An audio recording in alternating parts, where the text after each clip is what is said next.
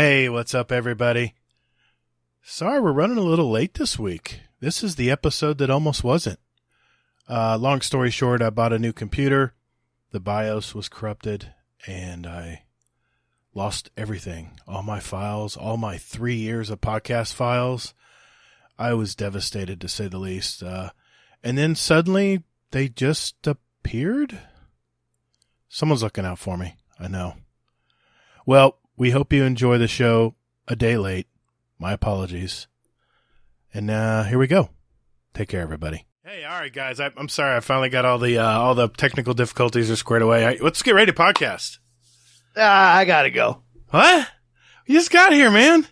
Come on. Something really important, ... came up. Wow. Oh, I think this is your, like your sixth visit on our show? That's how we are to you? Could have been. My bad, man. Top Golf was awesome tonight. I had so much fun. Is that why you're fucking late? I was running big time late. What? Sorry, guys. My bad. Did you at least do well? Yeah, I was on top of the leaderboard the whole night. Yep. Damn. I'm more of a bottom golf guy myself. Well, it didn't help. I had a bunch of nerdy little gamers I was going against, and they all don't know how to golf. I was driving 200 to the net. Do you want to break it to him, Hazel, or should I? That's not very impressive when you say it like that. I think you might also be a little nerdy boy. I'm nerdy? Oh, well, there's that too. I might be a little bit of nerd. Yeah, sure. But I'm a sports nerd. You run a Destiny podcast. Hey, man. That's a cool thing. Yeah, if it was about strippers. No, that's a good podcast. Can I find that? Oh, my God. Guardian down.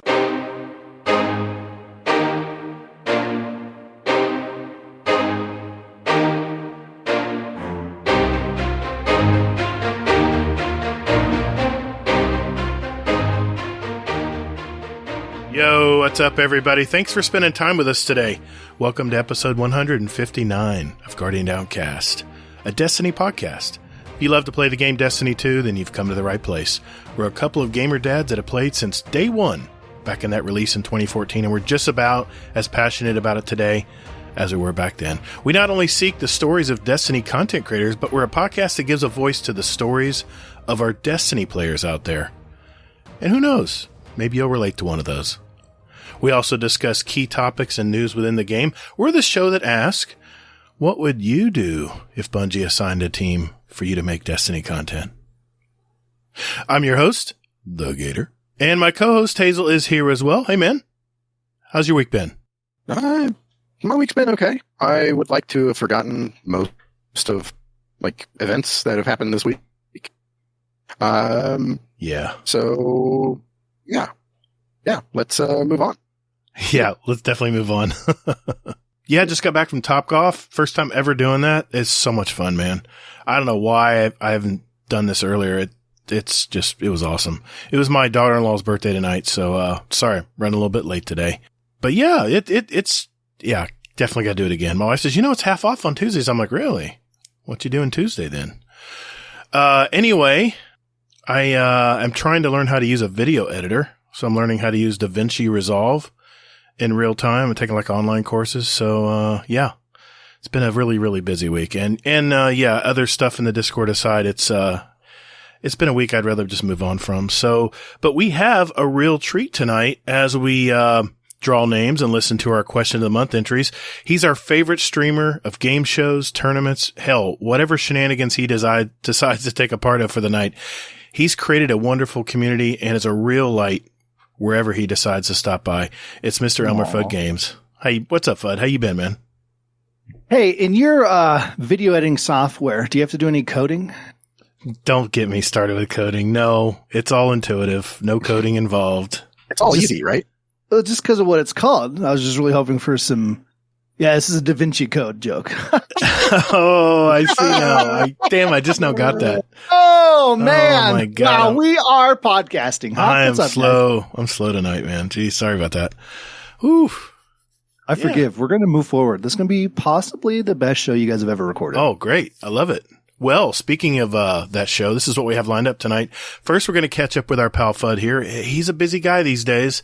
We'll also talk about our Destiny activities, go over this week at Bungie for the 11th week of Season of the Haunted. Then we're going to go through and answer your questions. Yeah, you guys out there from our SpeakPipe and our Discord server. Finally, it's our special question of the month episode where we're going to hear what answers our community came up with to the question for July, which was, if you had a small team of developers that Bungie assigned to you, what would you do with them? We'll listen to those, and we're going to draw numbers and award cash and prizes tonight. We're going to hear a lot from our community, and that means it's another busy show. So let's roll.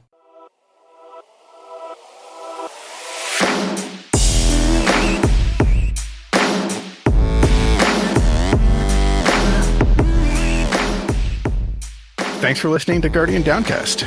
You can find us on Twitter at Guardian_D_cast. Or you can find us on Instagram at Guardian_Down_cast and see what pics our weekly guests want to share with you. Or just visit our website at guardiandowncast.com for all the contact info and where else to find us. And you can also play any past episodes you like in any order you like, right from your browser. Man, don't or me. Hey, Guardians, and while you're at it, follow our Guardian Downcast show playlist on Spotify and iTunes. We post those links in our show description every week. So check us out, and later, Guardian. Toddles!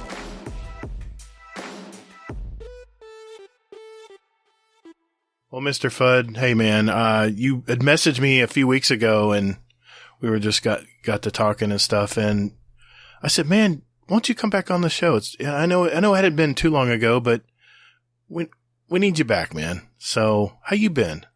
I appreciate that. No, I absolutely love being on the show, any show really, but especially with you guys. Thanks, man. It's always chill. It's nice to catch up. The community's great. Questions are always a good time. Feedback makes me smile throughout the week because you have a very hands-on community, and it's very fun to watch. It is. It's definitely changed quite a bit over the last year, I would say. Wouldn't you say, Hazel? It's been, it's been really crazy, and it's like we had another new member today pop in. It's like every day.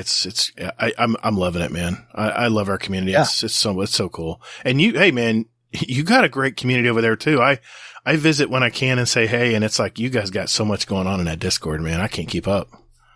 Well, it's so funny because there'll be a couple of days where nothing happens. I'm like, oh man, what did I say something? And everyone's gone. And then it's like, I wake up and there's already 8 pages of stuff in every channel. I'm like, what happened? Exactly.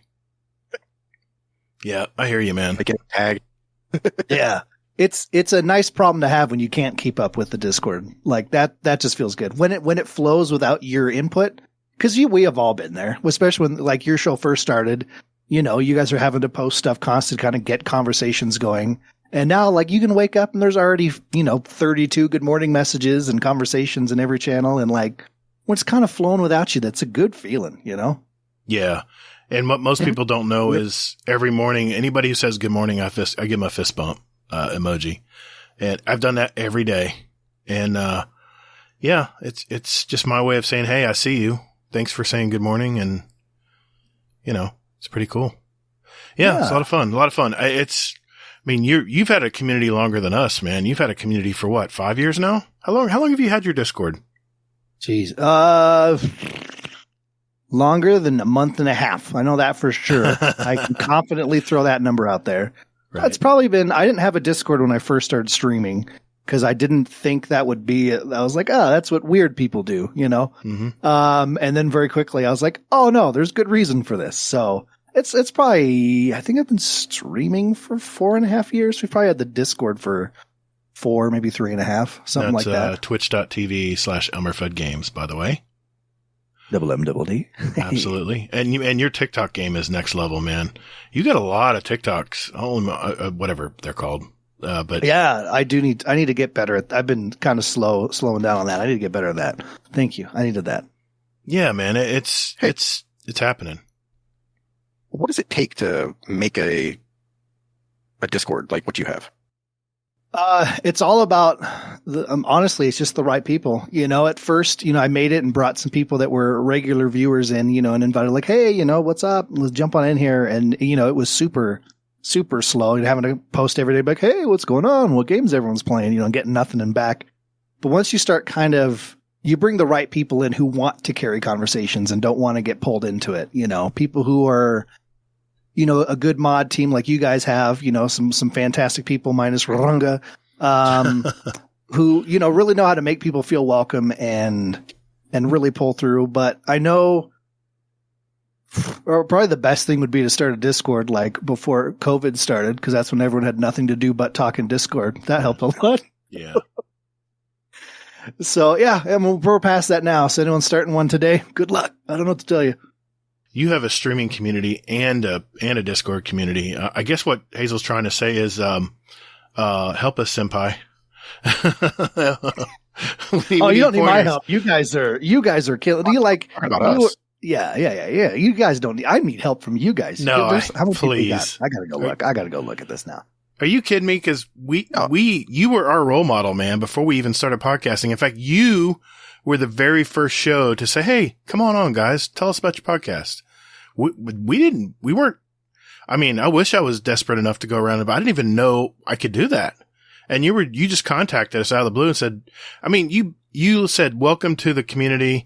You're the one who said, hey, come on our show. Let's see if we can get you a little bit of, some exposure here. And man, what a good start to podcasting to have such open arms, I was blown away. It's one of those, like when we first started our show that we will eventually record again. And I think I said that last time I guessed it and the time before that. Jesus. But, I remember when we first started, I think it was, what are they called? I'm opening up my Discord channels to look at them all real quick. Destiny Addicts. Oh, yeah. Right. Yeah. Bushman and all them. Like when we first started, I think we'd done like 4 episodes when they reached out and were like, hey, we noticed, you're a new podcast on the scene. Would you like to come on, talk to us about the game, and get your name out there? And we were streaming from my PS4 using my headset, and I was so excited to be a guest on another podcast. That's when I went and bought my first microphone. I was so excited.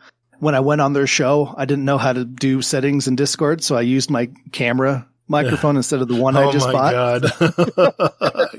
I'm sure they appreciated that.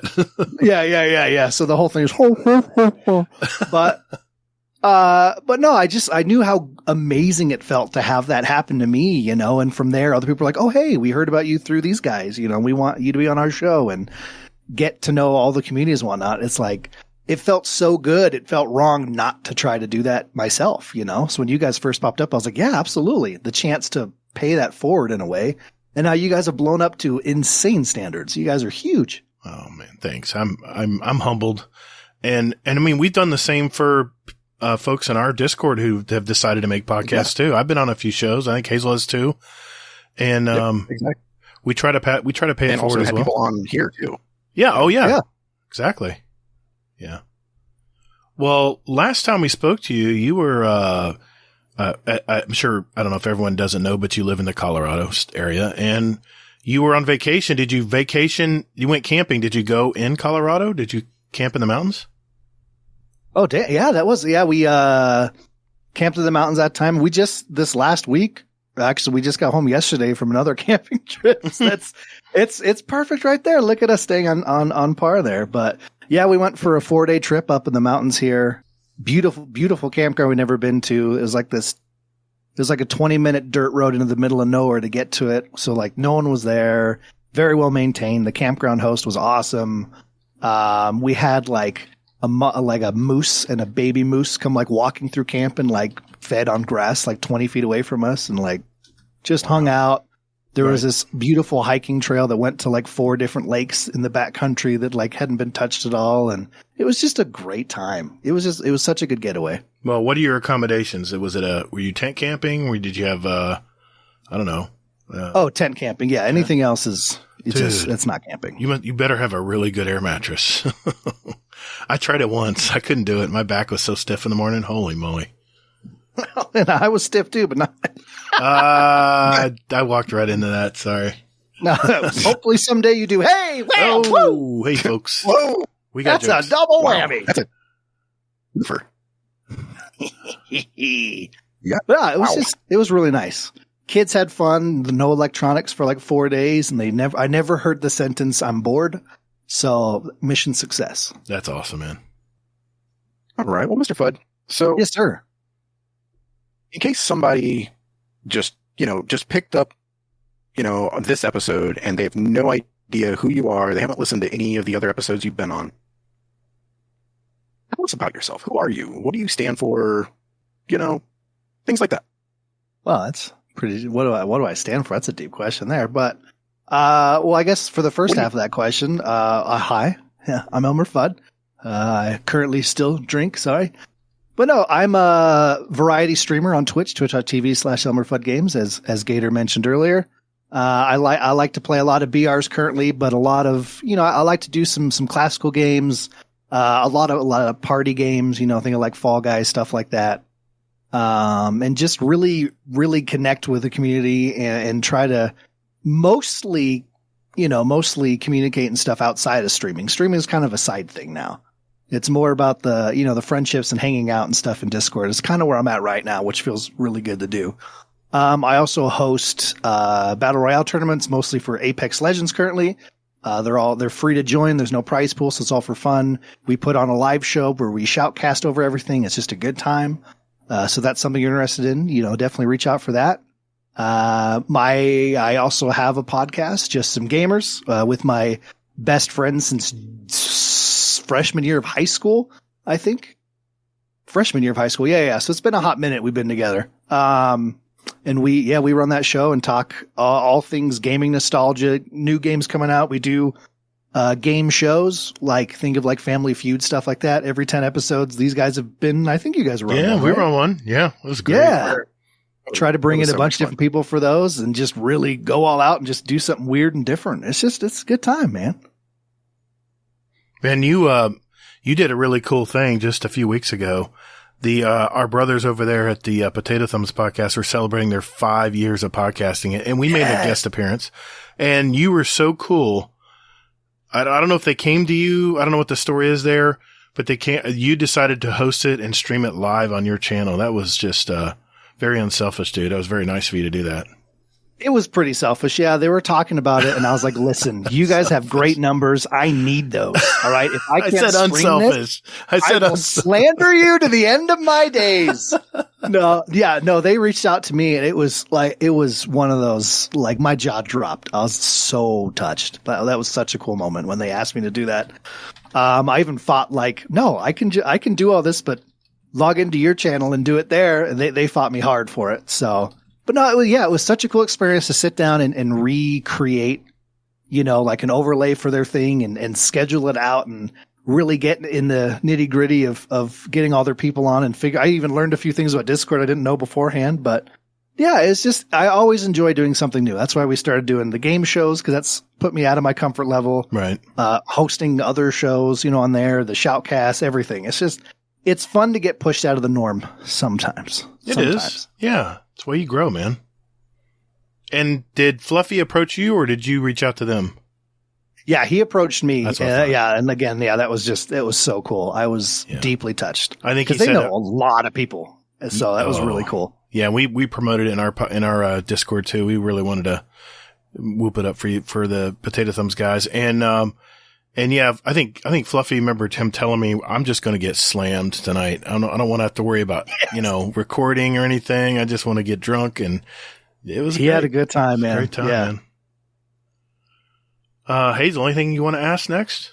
I really just wanted to find out more about just for any new listeners that aren't aware of him and that kind of thing. So, no, I think that's everything that I wanted to accomplish. Okay. I did want to mention that I put this in the Discord today, in fact, if people want to go back and listen, but you are on episode 5. If you want to go back and listen to our very first episode, 5. We're on what 159 now? 159. It's been a while, man. There. It's been a while. Damn. It's been a while. Oh, no, don't do that. Okay. Well, Well, we got a lot to cover tonight, Fudd. You mind buckling up and hanging on for the ride tonight, man? I've just installed some seatbelts into my gaming chair, which is, I think, adequate for the situation we have. Let's do this. All right. So that means it's time for This Week at Bungie.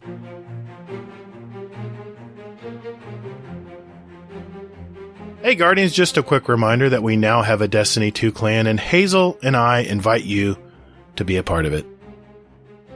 If you're looking to find a clan, that would be a great time to jump in and get to know some of these great gamers that you've heard on here.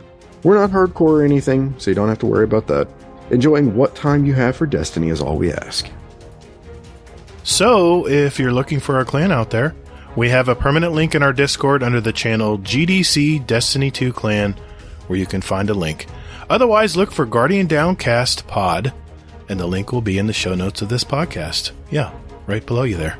So join us. So we do ask that you do join our Discord first, so that way we can communicate clan information and other stuff more easily. And besides that, you can lurk all you like. And later, Guardian.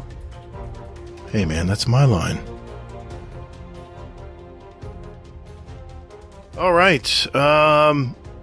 Just for everyone's information, Hazel's having some technical issues tonight. We've been trying to work around it tonight, but he's rebooting, and he says, you know what? You guys carry on, and hopefully things will work out. But you got me, guys. You got me for the TWAB this week. I know. But you know what, though? I got Mr. Fudd here to help me out with it. Shit's broken. No. Yeah, he's sitting in for Hazel. All right. Well, basically we start out with a quick intro from Hippie, and she says, this week at Bungie, we're prepping for our big showcase event later this month. I think it was a couple TWABs ago they talked about it, so you can go back to that if you want to know what exactly it is. But Episode 157. Thank you, sir. Perfect. Yeah, no problem. We're also going to be working with the community for a nifty new exotic detailing what's next for Iron Banner in Season 18, which is next season. And now announcing Rift will be coming back to regular Crucible. I'm lukewarm to that. And giving one last call for that glowy glamour goodness with the Solstice event that is nearing its end. I don't even have to ask you, Fudd. I know you didn't do it, but did you mess with the Solstice event this season? This year? Brother, I grinded the hell out of Solstice. Really? You got all the glowing gear and all that good stuff? I got all the glowy gear on all 3 characters, on all my alt accounts. I got the shirt. I got the sweatpants. Man, I fucking got it all. They got sweatpants? Yeah. Oh, okay. Yeah, so it's basically if you do it on all three classes, right, and then do it all 3 classes on 3 other accounts, you will then get a code to get to the secret page on the store, which gives you then access to the sweatpants. Awesome. I didn't know about that. Thanks, man. They actually glow. It's dope. Holy crap. Yeah. I'll have to look at that after the show. Get it done. I will. And as we already mentioned, we're not going to be dropping any major news between now and August 23rd showcase, but that doesn't mean we don't have anything to chat about. For this week, we're keeping things a little lighter, so we're going to start with what old Saladin, Valus Forge, has up his sleeves for us in the Iron Banner returning next season. All right, Iron Banner 411. More Iron Banners on the way next season. This means it's Sans Riff. There's going to be one of the development staff, Alan Blaine's going to talk about that. He's going to dive deeper into it. And he says, now that Iron Banner is officially wrapped up for this season of The Haunted, let's talk about what we've learned as well as the plans for next season in the future. I'll TLDR it here. They said basically that they made adjustments from the very first Rift, and we hope you enjoyed it. It did. They got rid of the bugs. A lot of stuff was much better. But what they're going to be doing differently in Season 18 is kill streaks. Just like Call of Duty. Yeah, it's like Call of Duty. When we started working on Season 18's Iron Banner well before we launched Rift, we knew we wanted to come back to something more familiar after a season of objective-based gameplay. Some of you have been asking to play Clash in Iron Banner. Yeah, that was me. For a while. So we decided to start there. With that aside, we still needed that Iron Banner twist, that thing that makes it unique. So the core vision started with a conversation that sounded like, hey, what if when you went on kill streaks, Saladin shouted, "He's on fire!" And you lit on fire? Okay. And maybe when he got a kill, he shouted, "Boom shakalaka." And from that chaotic conversation, Eruption was born. So the game What type is Eruption, dude? Oh, yes. Wow. Hey, Fudd, what is Eruption? Eruption is a clash with energy boosts based on kill streaks. It's affectionately called Streak Mayhem internally before we gave it a real name. Though, I mean, I like Streak Mayhem as a name too. Well, I mean, Eruption's dope, but Streak Mayhem sounds awesome. I do too. Killing your opponent scores 1 point and a normal amount of energy. After that, when you get your second elimination in a row without dying, assists count 2. That's really important. Yes, it is. You become surging, and let the jokes begin there, Jesus. What do some of these surging things look like for us? Well, you'll start glowing lightly. Kills will start generating 10% energy and 20% grenade, melee, and class energy. That's a lot. And you will score 3 points per kill.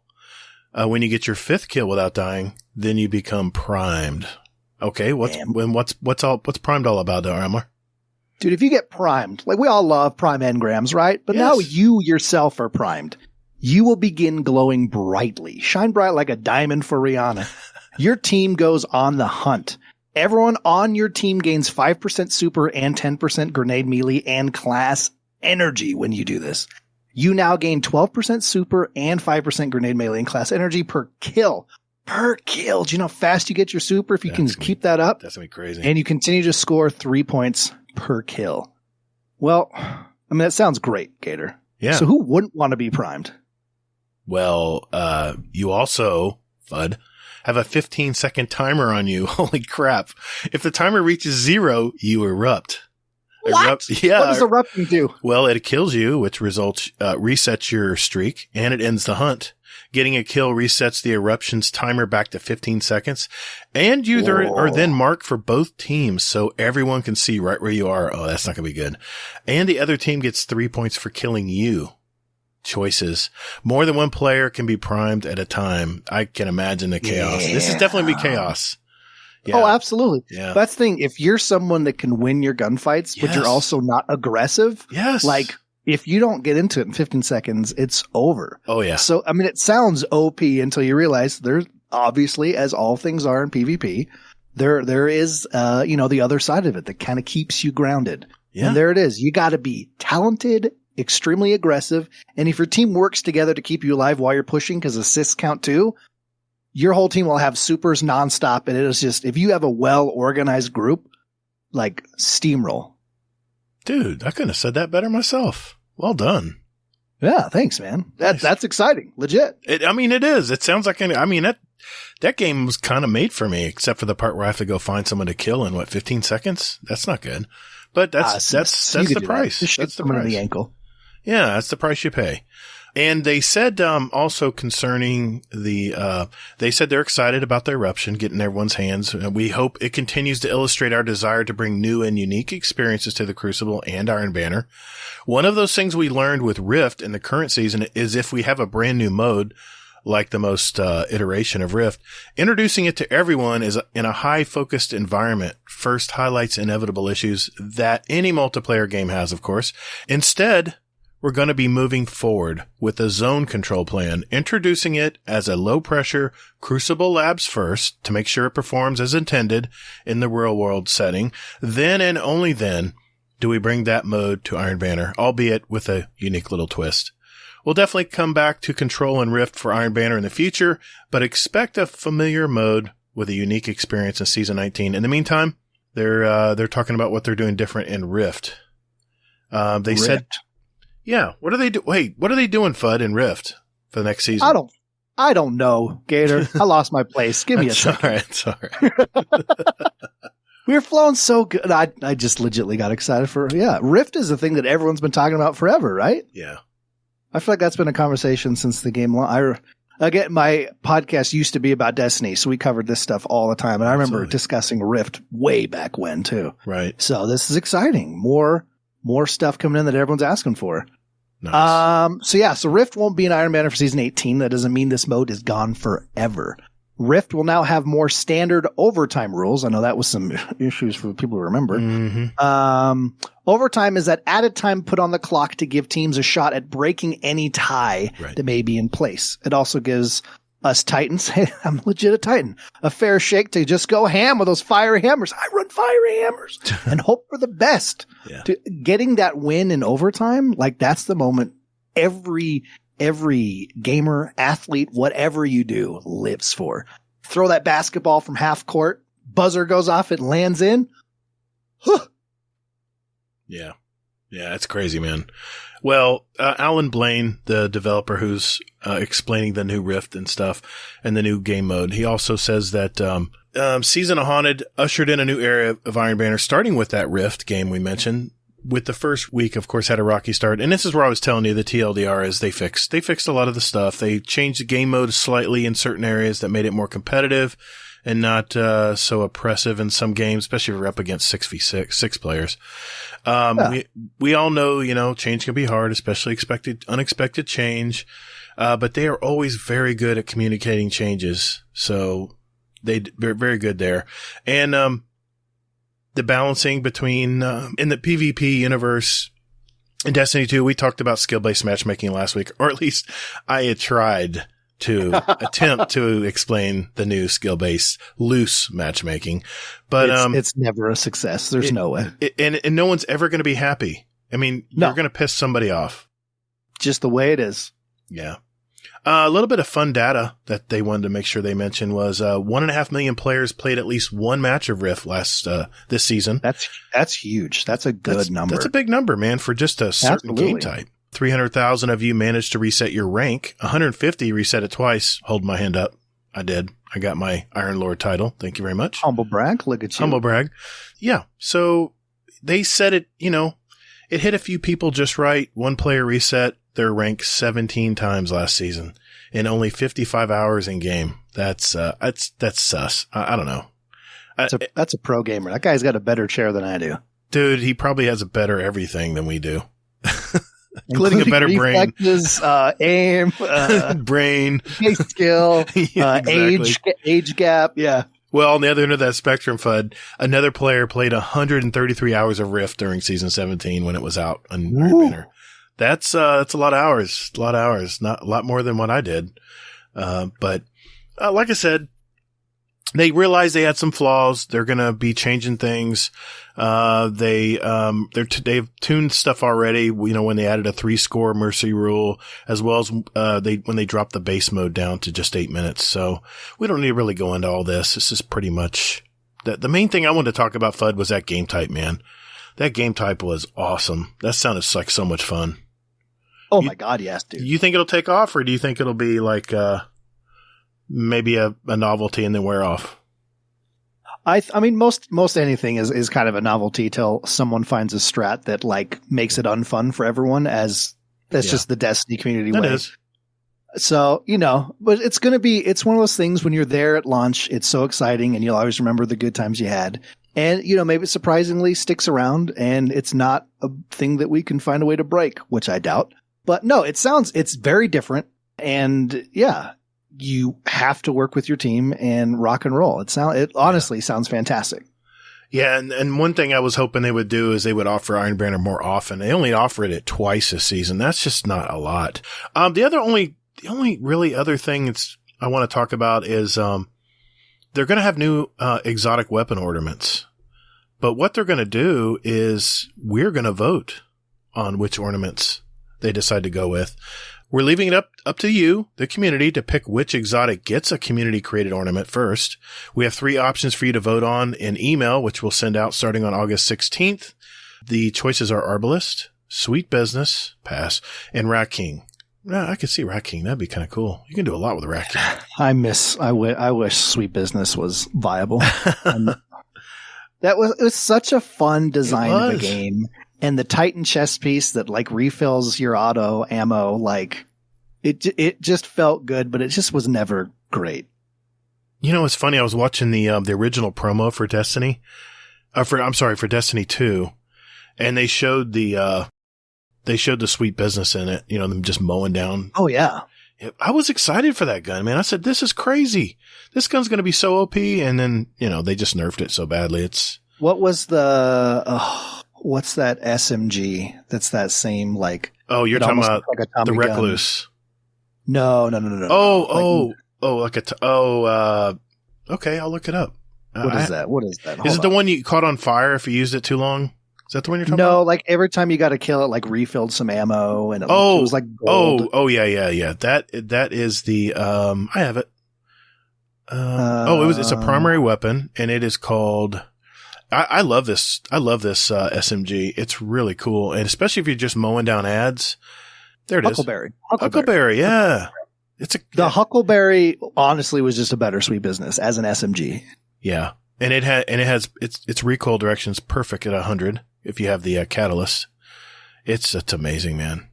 You can't anymore, but that beginning in the classic Leviathan raid when you did all the banners to open the doors. What was that area called? Do you remember? All my Destiny knowledge is old school. I can't remember what it was called, but you know what I'm talking about. Yeah, I know what you're talking about. Everyone's yelling in the Huckleberry. Yeah. Oh, dude, that room with the Huckleberry was just. You never stopped shooting, you never ran out of ammo, and it was so much fun. Yeah, all you had to do is get one kill, and it would reload the entire magazine when you had the entire mag. It's great. Headshot, ricochet rounds, rampage built into it. It was just amazing. I mean, it still is. But anyway, yeah, good callback, man. But that's pretty much it. They said that once the Spiffy Exotic has been selected, then we'll be working on the chosen community artist as we help them create 3 different weapon ornament concepts. I love that they're using a community artist. That's pretty cool. Once we have 3 that may be too, but I didn't think of that. No, it's way cooler when they come out and say, hey, so-and-so in the community designed this. Like, that's dope. But fan art is always better than anything. Oh my God. I've seen some of the fan art for Destiny. It is amazing. Some of the guys that work there now were fan artists. Oh, yeah. And it's just, why wouldn't you? Someone draw something that's better than what you've got hired on, bring them in. Right. Well, they said once they have 3 that are viable to be made into ornaments, we will have another community vote so that you can pick which one you like. The winner will be approved and be made into a weapon ornament in the game, and then bam, new look, new you. Here's a quick look at the full process. Community votes on which exotic to pick through email starting on August 16th. That's going to be pretty soon. Community artist creates 3 weapon ornament concepts for the winning exotic. Then the community votes to pick their favorite weapon ornament concept, and then the winning weapon ornament goes into production and is released in game as early as season 21. So that didn't I just tell you how far in advance they have to make stuff? Yeah, absolutely, man. My God, man. And the fact that there's extra steps between now to then. Yeah. And that is pretty quick, honestly. That's true. Nice. Yeah, that's pretty much it. They said that once we pick the concept, it's ready to go into production. It'll take a bit to go through our current content pipeline, so we want to get some expectations up front that you shouldn't expect to see the finalized Destiny design in Destiny 2 until Season 21. Like I said, it takes a while. Last call to play Solstice, and I have to say, I know you've been taking a break from Destiny, but the Solstice grind, you have not missed anything on the Solstice, because I haven't totally given up on Solstice, but it's just, it's rough. The grind this year has just been just crazy, man. And I think I played 16 of the 25 games to get just another ticket to unlock my thing. And I think I just finally said, you know what? I'm just out of time. It's been a busy week. I'm learning new stuff. So, maybe I might, I'm going to do what I have to do to get my card. I paid the $10 for the card. I still got to get the ship. So I'm going to do some tickets on my other 2 accounts, and I'm pretty much going to call it for this year. It kills me too, but we'll see. All right. Then, that's your cue, ElmmerFudd. Let's see. Is anything broken in the game? Shit's broken, guys. Like, just honestly, if you just look in your hearts, you're aware. Shit's broken. All right. Like, look out the window. Shit's broken, right? Look in your soul. Shit's probably broken, but we're going to truck on anyway, just like the game does. Exactly. Well put. But hey, Hazel, have you ever played the Valve Disciple raid in Minecraft? No. Well, you should. It is in Minecraft. Look at that. Yeah. Someone made it? Movie of the week. Valve the Disciple raid meets Minecraft, and it is the call outs. They've got different pictures for everything, each room. Wow. It's incredible. Dude, Minecraft artists, honestly, they're on another level. That is crazy, man. It looks just like it. That is really cool. Yeah. I just now saw that. I mean, I read the TWAB. I must have missed it somehow. Yeah, it's been, just to put it out there, don't read things too quickly, folks. Movie of the week bonus was Lego Enigma, and I first read it as Lego Enema. Very different. Good call, Fudd. Yeah. Okay. Enema. I think you know what? I think we just had the title of our show. Lego Enema. Lego Enema. There we go. I like it. Some fantastic art, of course. We can't, this is an audio podcast. We can't explain how good this art is. You just have to go to Bungie.net and look up, on This Week at Bungie, and it's all at the bottom of the TWAB, by the way. So really great stuff. And of course, those iconic words from Hippie. I should go. I should go. I love that. Well, hey, there's the cat. Fudd. Oh no, that's I found it. I found the cat pic. Yeah. No. It's a porcupine. Possum? No, that's porcupine. Cuddly Wuddly. That's a hedgehog. Hedgehog. Yeah. Hedgehog. There we go. We'll get there. Gorilla, silverback. Giraffe. No. We're you're not warm anymore, Fudd. Tyrannosaurus Rex. No. You're way off. Me on the weekend without a shirt. Disgusting. Okay, I think we're gonna leave it there. Oh. Hey, man, thanks for the assist tonight. I think absolutely. Hopefully Hazel will get his internet back up and running, and he'll be rejoining us later in the show. So thanks, brother. Appreciate that. No problem. That was fun. I enjoyed that. Nice assist, sir. Any time, brother. Well, hey, I think what we're gonna do next is go right into our community questions because we have so much to do. We've got our question of the month in a little bit here, but we're gonna start out with community questions, and we'll do that. What's that, Fudd? When are we going to do it? Right after these words. Couldn't have said it better myself.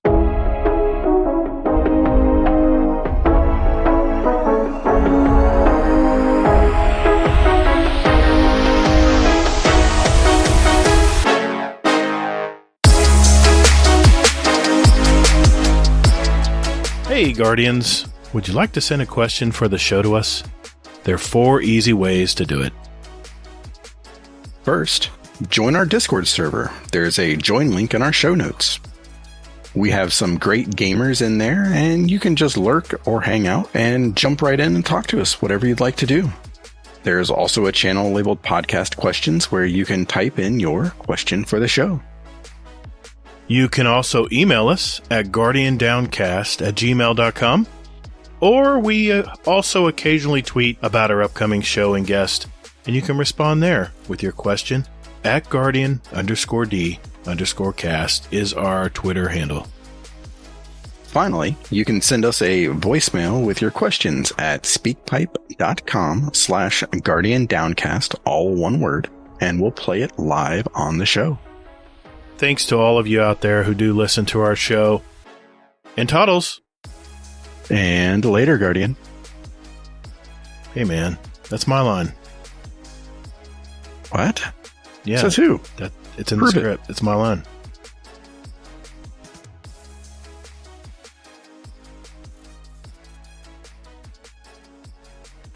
All right, ladies and gentlemen, it's that time of our show. It's that segment where we get our questions from our community. And let's just say our speak pipes are filling up pretty quick. And hey, I love speak pipes. Just keep sending them in. We'll be just fine. It's not a problem here. We're just fine. You sound stressed. I'm a little. I'm okay. It's okay. All right. Let's start out with. I mean, it's like a big bag of candy. I can just decide which one to pick. Let's start off with Mo Hoffo. Let's do that. Little palate cleanser here. Here we go. What's up, Mo? Quick question for the podcast host. So, if someone's coming on the show, how do I know who it is? Do you guys always announce it, or is it like always a few days before it's about to go, before you start to record? Because I always wonder, like sometimes I'm listening to a podcast and I'm like, oh, so-and-so is on. I kind of wish I sent them a question, but then I feel like I didn't know they'd be on. That's just like well documented in some channel that I've muted. I don't know.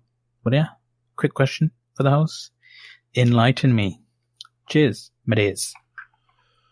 What do you think, Hazel? It's kind of like we just decide every week, right? If we're going to announce it or not. I mean, I try to announce it if you don't. I mean, because I think we should announce it every week. I mean, that's the responsible thing to do, right? Just, who sent this question in again? Mojafo.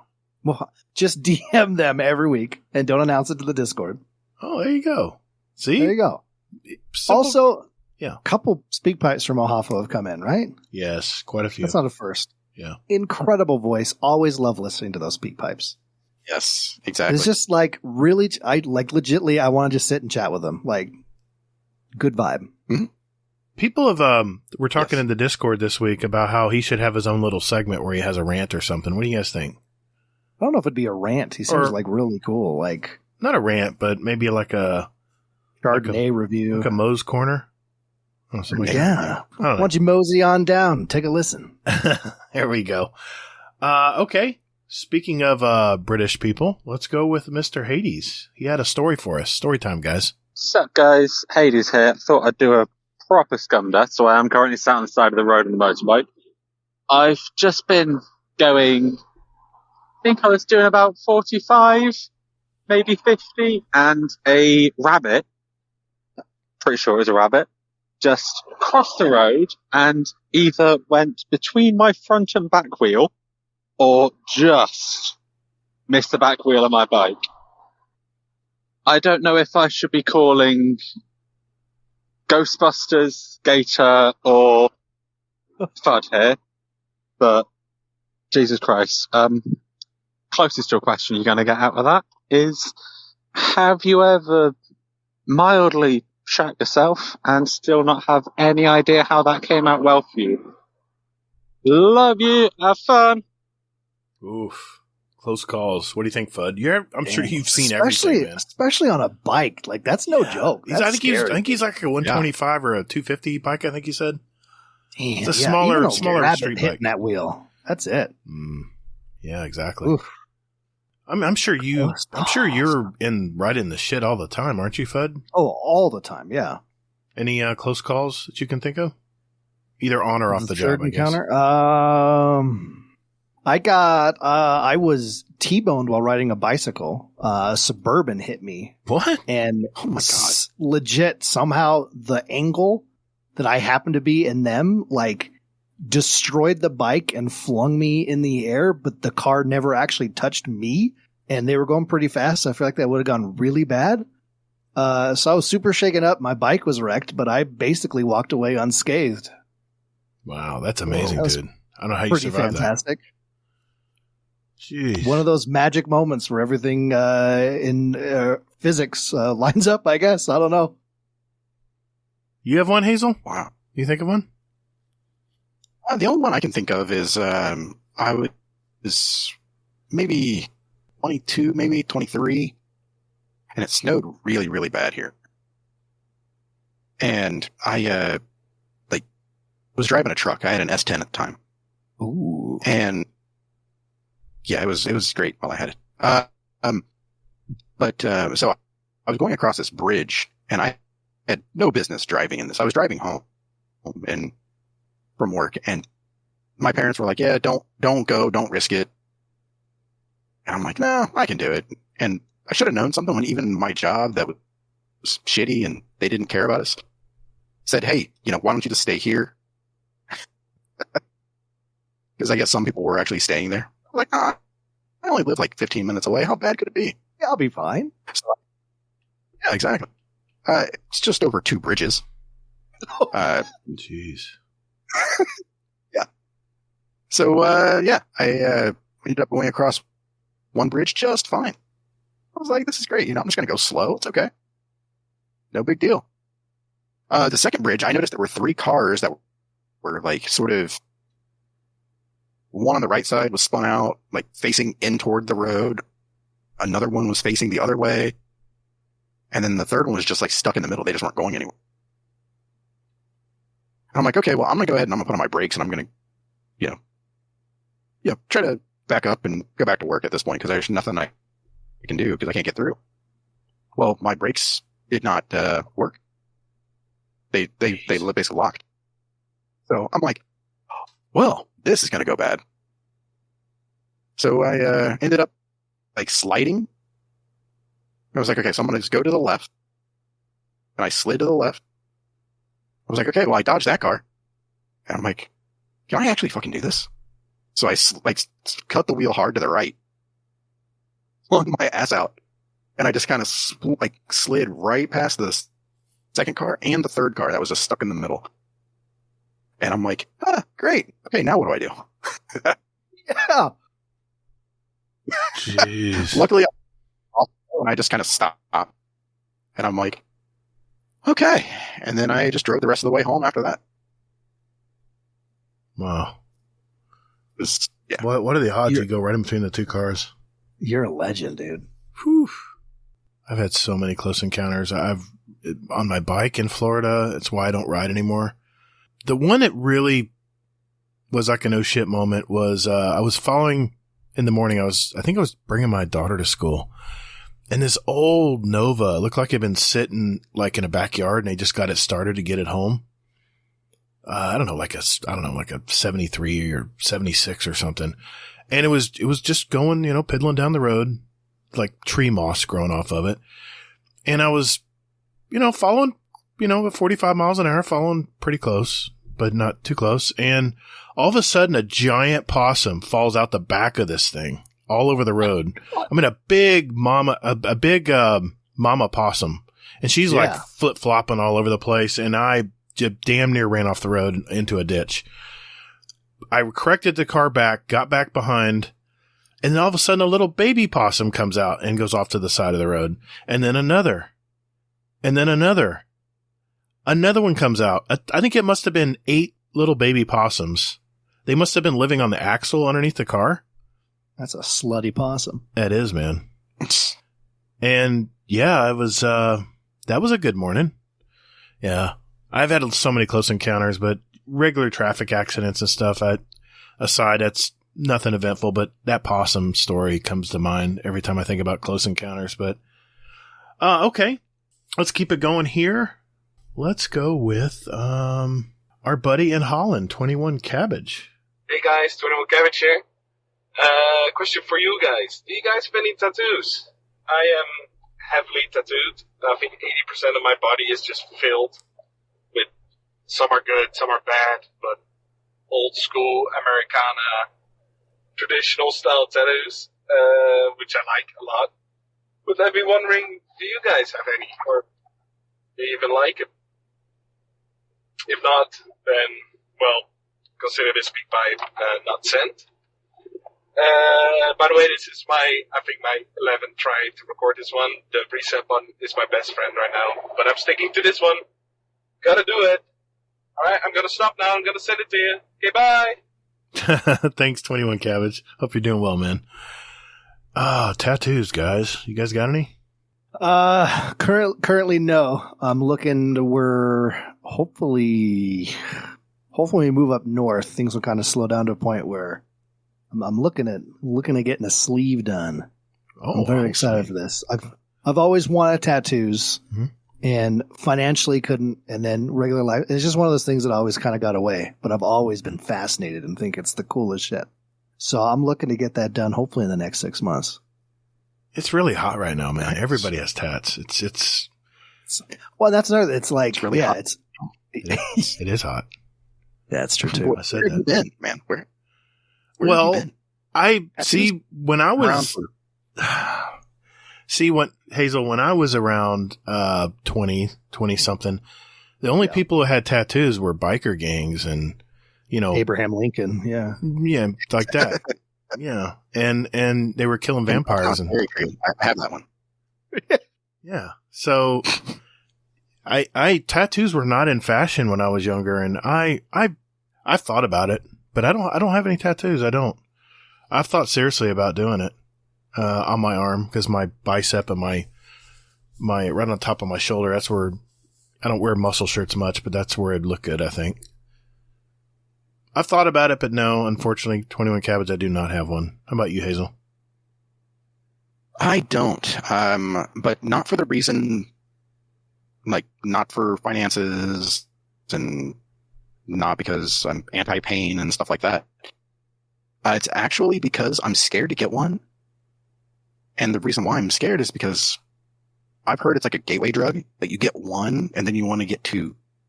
then you want to get 3, and you want to get 4. And then you had like a whole sleeve, and then you look like a fucking Yakuza. Yeah, but so the sad thing is it's a gateway drug where the first hit isn't free. And it's brutal. I'm just not a fan of needles. But can I get a tattoo without the needles? Is that possible? Well, I get those. I can get those temporary ones. That's what I was about to say. At the circus. Yeah, my daughter has a little kit. There you go. Yep. There, perfect. Let me hand you your. Yeah. Sorry, no. Where's he from that sent this question in? He's from Holland.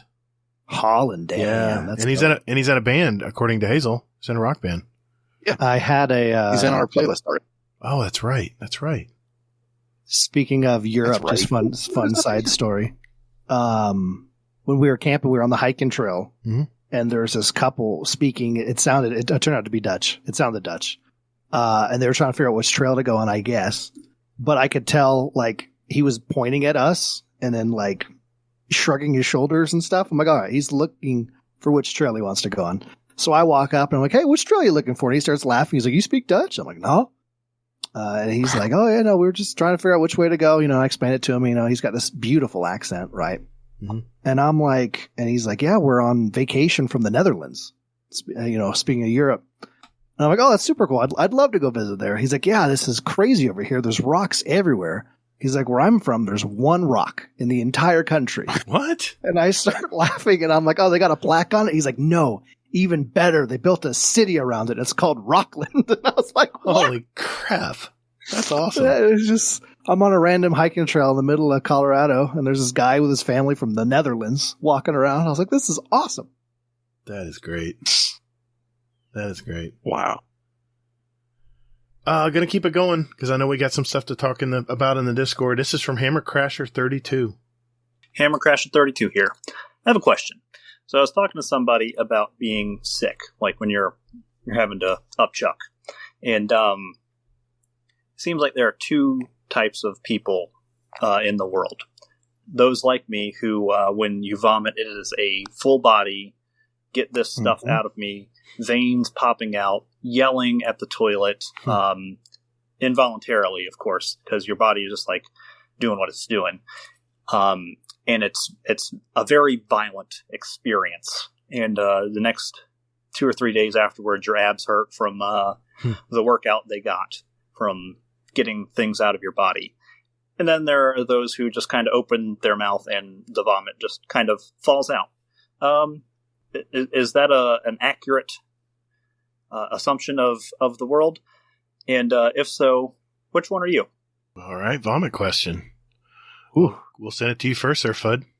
Which one are you? I could possibly be the most violent vomiter on the planet. When it happens, it is like a full body. It looks like there's a poltergeist going on. I'm like, it's not like, it's like I just, my neighbors are like, hey, were you sick again last night? We heard it, you know, it's bad. Oh yeah. And I have to work hard to get everything out. My wife is the other camp where she's like, oh, I think I have to puke. Okay, let's go on with our day. And it makes me so mad. Yeah. I'm with you, Fudd. It's a full body contortion. I mean, and my eyes get bloodshot. They like blood vessels pop. And I had food poisoning I guess almost a year. Well, no, about 8 months ago. I had a bad fish dip. I should have never eaten it. And I got home and it's like every 20 minutes, man, it was like, all right, it's time to regurgitate. I don't care if there's no food in there still. You gotta go through it. Dude, I went through this every 20 minutes for like 5 hours. I was exhausted, man. I thought I was going to die. I really did. And yeah, and my wife, it irritates me because I don't even know when she's sick because you just hear water flowing. I'm like, what was that? Oh, yeah. I just had to throw up. I wasn't feeling too hot. I'm like, you threw up? And I'm like yelling at the toilet when I throw up. And my wife's like, can you just not have to yell? I said, yeah, let me tell my body to not do that. In fact, one time when I was vomiting, I was trying to tell myself to be quiet and I couldn't do it, man. No, there's no way. It's involuntary. It's a gag reflex. Anyway, Hazel, what about you, man? What camp are you in? I'm Yeah, make it's a guy thing. Because I'm with you guys. I'm like, full body, like my abs hurt the next day. It's like, damn, what happened? Yeah. Yeah, it's just a brutal event whenever it happens. And, luckily it doesn't happen too terribly often. Thank God, man. Although it does, although I will say that the more I drink, the more I throw up, the more like the other type I get at that point. Yeah, you mentioned that was the one thing when you drink. Yeah, I remember you telling me about that. Now, Tasha, she quiet or is she like you? Oh, she's a stop the world kind of thing. I mean, yeah. If she's doing it, she's like, like you'll know because she has to like prep herself and. Oh, wow. It's a whole thing. I hear you.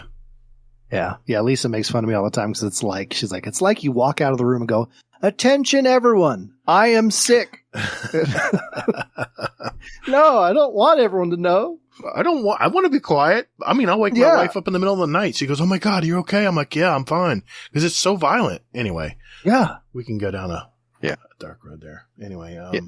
Asha, she's like methodical like about it. She like put out like a towel that she like kneels on and jeez.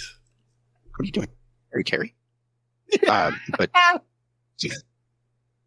yeah, so I never have time. By the time I mean, it's like my body gives me approximately what, Fudd, 5 seconds to get to the toilet, or it's just coming out. If that, it's like go. Fudd knows.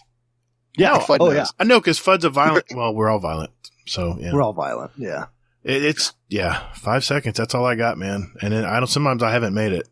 It's like a trail going to the. Never mind. We don't have to get into that. All right. Rodimus has several questions, but let's go with this one. Question for the show. How far into your day before you drop your first curse word? I was listening to the radio and they said the average human doesn't drop their curse word until about 10:55 a.m. And I'm thinking, like, when do I drop my first one? And I guess it just depends what I'm doing for the day, what time I'm starting to work. But I don't know. It's just something to think about. Once again, how far into your day do you get before you drop your first curse word? Anyways, toodles. Man, 10:55? I don't. I mean, my alarm goes off and I roll over and go, fuck. That's the first word out of my mouth every single day. That's great. I'm just quiet. I'm to myself in the morning, so I don't say it until probably in the afternoon. Yeah. Or you don't interact with anybody. I'm pretty in the morning. I'm pretty to myself in the morning. I have my strict routine and then I hop on and say hi to everybody. But I have to be ready, and I don't know, man, I'm weird. I don't know. I can't explain it, but you're also in a different state, I don't mean Florida either. I just mean that, you're in a environment where it's just you, basically. Yeah, that's exactly right. You guys have little kids still. I mean, yeah, you don't have anybody to cuss at. True. Yeah, so I don't apply in this question, probably. Yeah. Or someone will give me, someone will send a emoji and I'll go, what the fuck? All right, go ahead, Hazel. Yeah. For me, probably like the moment I hear the alarm go off or anything that, disturbs my sleep, or my daughter coming in at 3:00 in the morning sounding like the fucking police when she has to go to the bathroom. I mean, I'm sorry, I'm not laughing at you. I've just been through it. No, she does. She just she like busts in the door like she's the police and hands up against the wall. I gotta pee. Oh man, that's great. She said it. I would not be surprised. Oh my god. So Mo has a rant, and this is what leads me to think maybe we should have a Mo's rant segment. Maybe when he in this, I don't know. Anyway, let's hear it. All right. Hammer Crusher brings up a great point in last week's episode. It's a bit different. Unless it is the same thing, I don't know, maybe I'm misremembering or I didn't hear it clearly, but you know what I hate? When you don't play the game for a bit, And for me, a bit could be like a few weeks or could be like 6 weeks. Love logging into the game. And then it's like, next week in Destiny, next week in Destiny, next week in Destiny, next week in Destiny, next week in Destiny, this event, this event, this event. Oh, be sure to do this, be sure to do this. Like fucking, fuck off. Kindly go fuck yourself. Pisses me off. It's the worst thing. The worst thing, I think, is like when you have like an expansion launch and a season launch plus like an event launch, and it's relentless. You don't play for a few weeks or something and you log in. I log in, I'm about to check my character or like, I don't know, check a triumph or a different page, and it just says, next week in Destiny, next week in Destiny. Take on fucking so-and-so, take on the arms dealer, take on Sadia, take on this. No, the fuck I will not. Okay? I will do whatever the fuck my seasonal challenges tell me to do. Not wear a stupid next week in Destiny tells me to do. So yeah, that's my little rant. Does that shit annoy anyone else? Surely it does. I think it's way more annoying, especially like when you've taken an extensive break, anywhere 8 weeks plus, and you have to cycle through like 8 of those messages. Why are they a thing? They should only show you one on Friday, like every week. And then if you're not there for the Friday or it's reset, it should just go away on reset. It shouldn't stack up. Nah, I don't know. That's just my rant. But yeah, I guess the question as well. Does that shit annoy anyone else? I could not fucking agree more. That shit, when I first got my wife to start playing the game, she almost stopped immediately because she had to go through like 19 of those screens the first time she like was able to load in. She's like, this is ridiculous. Why would I do this? No, I 100% agree. It's so annoying. If people want their news, they will go look it up. You don't have to, everyone just skips it. No one reads it. It's not worth it. Stop it. Get help. Hazel, do you deal with that? Yeah, Gator, when's the last 8-week break? Well, it's not my personal account. No, I never deal with that because I log in almost every day. But with my alt accounts, I'll pop on that I haven't been on alt account for like 6 or 7 weeks. And yeah, I go through it too. I'm like, what? This doesn't even apply right now. Why do I have to be seeing this? That's the only time I deal. I mean, I can relate because when I jump on an alt character, I'm bored one day and I want to pop out some bounties or something. Yeah, I'll have to go through it too. Yeah. No, I've never experienced this in my life. So, well, I mean, you're like me. You log on every day probably. So, maybe not every day, but yeah, I mean, just enough to where see that and I don't see it again. So, right. It's one and done. Gotcha. Hey, Hazel, go fuck yourself. Rodimus. I had $1 every time I've been told that by Gator. Yeah. Oh my God. Add it to the list. We'll do one more from Rodimus here. Let's see what he's up to. Question for the show. Do you guys really hate driving as much as I do? I'm currently sitting at a red light, and the light before me, literally 3 cars went through it because the asshole in the front was on their cell phone, not caring about the world around them and focusing on the road. But don't mind that I'm on my phone, but just want to know what you guys thought about driving if you hate as much as I do. Don't mind that I'm on my phone. Ignore me. Nothing to see here. Yeah. Oh my! I just heard a statistic the other day that the average person will spend like 6 months of their life sitting at red lights over the course of their entire life. And probably twice in the one time because you missed it because you were texting or something. Hey, I mean, I someone's can't. On the phone. I can't talk. I have it out sometimes. What do we? Your phone or your? My phone. No, get your mind out of the gutter. Sorry. No, yeah, I had to clarify. I drive for a living, and I love driving. But yeah, I get stuck at so many lights because the person in the front doesn't do their due diligence to realize they're in the front of the line and just not sit on their phone for 2 minutes and just go. Oh, I miss so many lights because of this. Oh, I lied. There's 5 more. I didn't scroll down. 5 more speak facts. Sorry, Hazel. What about you, man? Yeah, see, I was, I mean, I love driving. I do. I mean, to me, there's no better thing in this world than to drive. And the thing that pisses me off is other drivers. Mm-hmm. You know, or just me on the road. yeah, be awesome. Yeah, I've never been the one that holds everyone up at a light. I make sure of that, because if I know a light's about to change, I put my damn phone down. I'm not gonna, I mean, I got 10 cars behind me. I'm not gonna be that asshole everyone honks at. As I buzz through the light, I'm the only person who made it through because I just the last minute saw the light turn yellow. I've seen people do that, and I'm like, God almighty. You just shake your head, you know? You're like, come on, man. All right. You know what? We have a lot of questions. We have some questions for FUD in the Discord. Why don't we go to those, Hazel? Let's get it. Let's get some of those, Yeah. man. Well, real quick, I want to get your thoughts on something. Okay. So, father-in-law, he has an idea because he likes his cell phone when he drives. Mm-hmm. He's like, hey, I have an idea. He's like, I'm going to pitch this to our representatives. And I'm like, oh, great. This will be fun.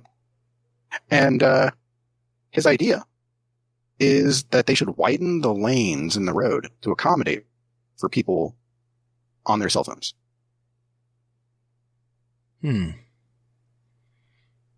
That probably wouldn't work in Florida because we've widened our lanes as far as we can because everything's freaking growing like crazy here. Well, I don't know if this would be, but yeah. I mean, it's nice to have a turnaround area or an area where maybe at the front of the light where there's like a turnaround lane or something, like instead of having a median, maybe have a shared like a zip around lane or something. That'd work. Hell are you talking about? You're talking about having a lane to go around people that are texting? No. Or to deal with people swerving while texting. Oh. Well, no, it's basically, yeah, exactly. So yeah, so they're basically can do whatever they, Or people could just not text and drive. And if they're caught, it should be the death That's what I penalty. thought, right? I don't That was know. my thought. You know, I don't know how the government fixes this or how someone invents something that fixes this problem.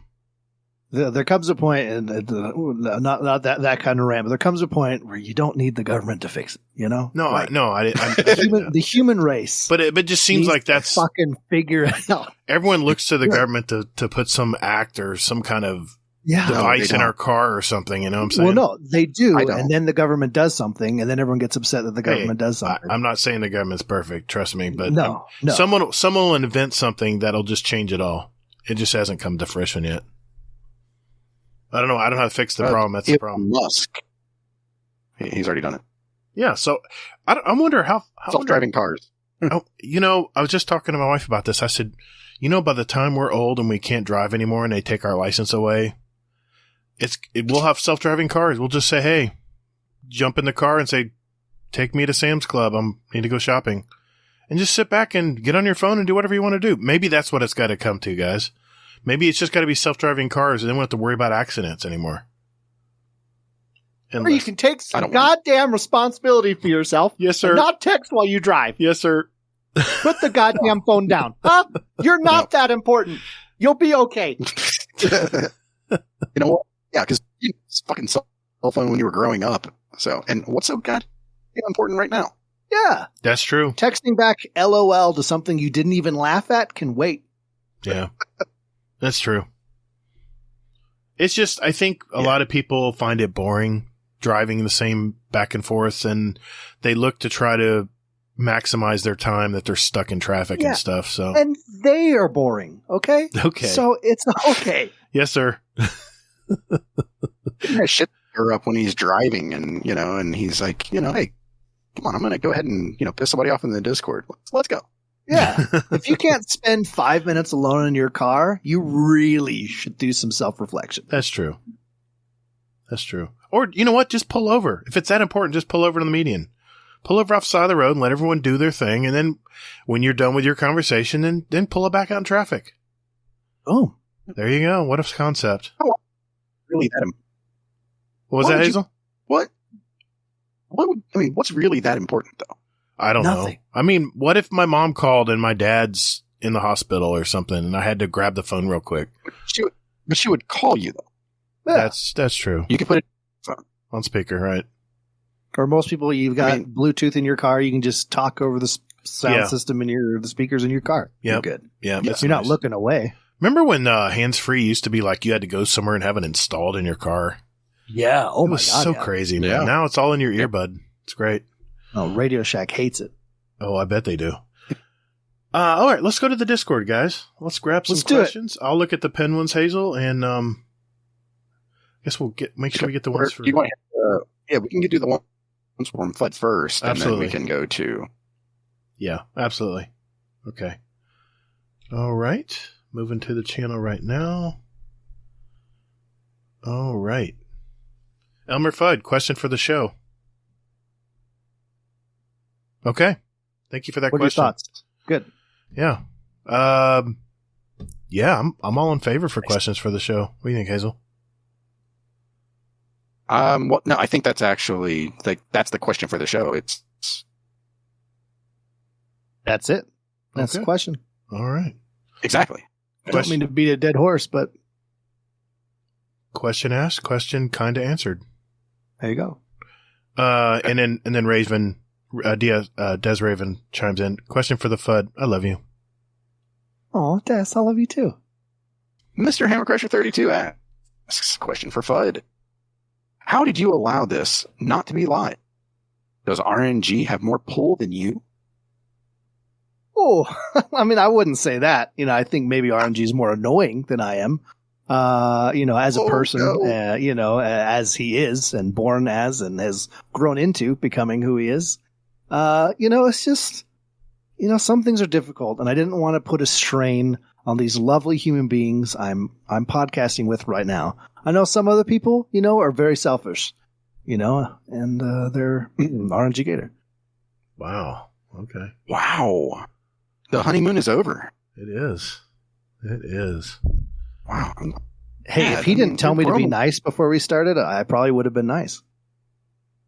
Well, he did in a romance is the thing of legend. Yeah, I mean, you But guys it had was us. It's like Kanye and Kim Kardashian. We ran this podcast for so long. There's some stuff in the back. Yeah, we handed it to you guys.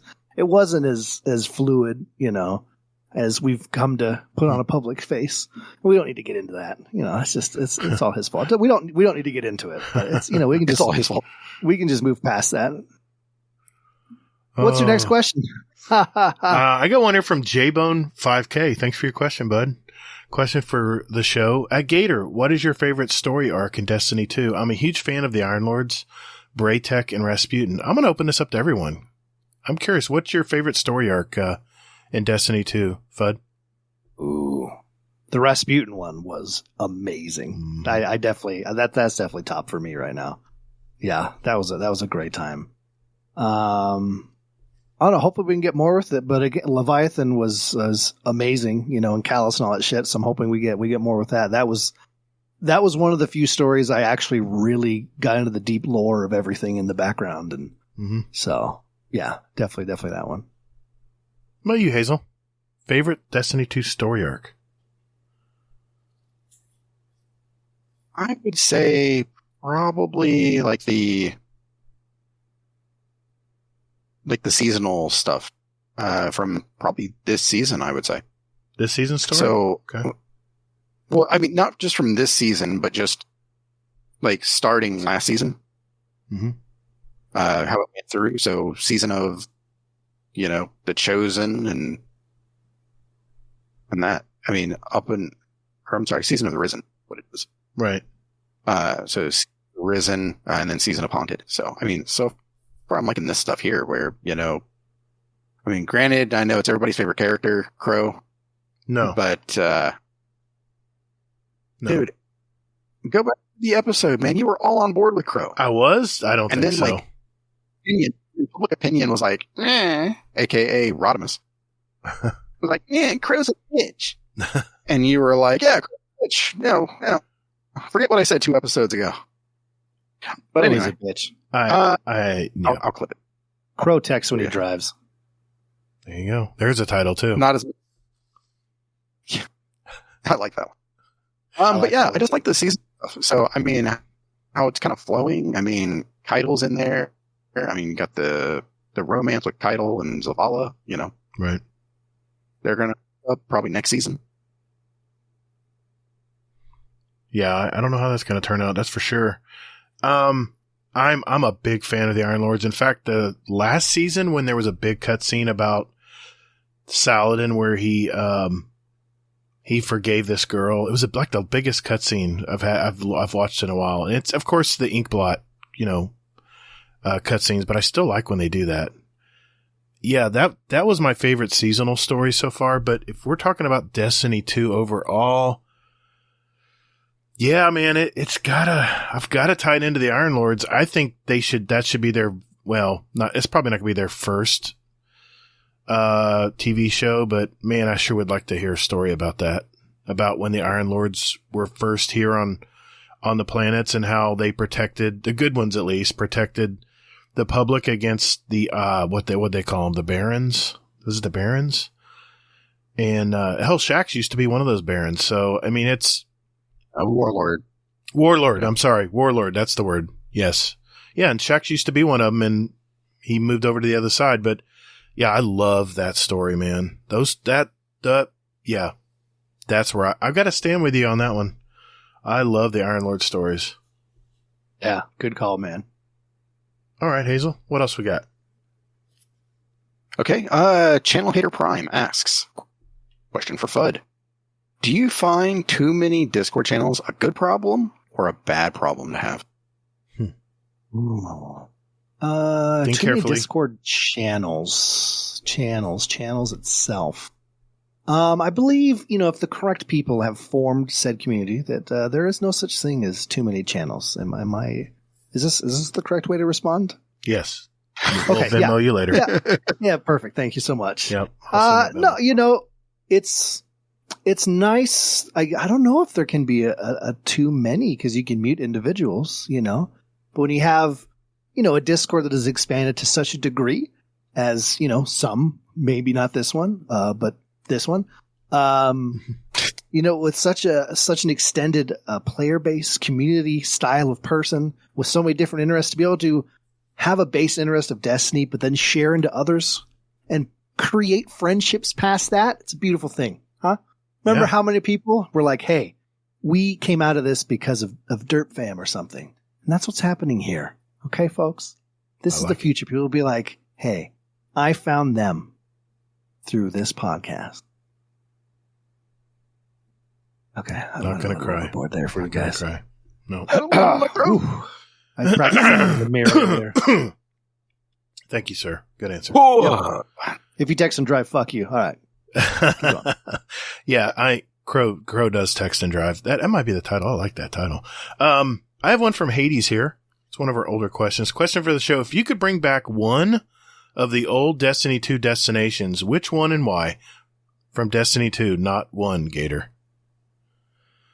Destiny Online, just saying. All right, never mind. Go ahead.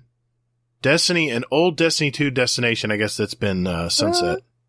Destiny Online. What locations have been sunset? We got Mars, the Leviathan. What else, Hazel? Mars, Leviathan. Io has been gone. The water planet on Titan. Titan. Yeah, Titan. Yeah. That's what I meant. Yeah, that's what I meant. Yeah, I think those. Am I forgetting anything? Are those the ones that have been sunset? Oof. Leviathan and Mars have very, very, very special places in my heart. Yeah, those ones are. Leviathan being gone, folks. That's that breaks my heart. So I am furious to this day.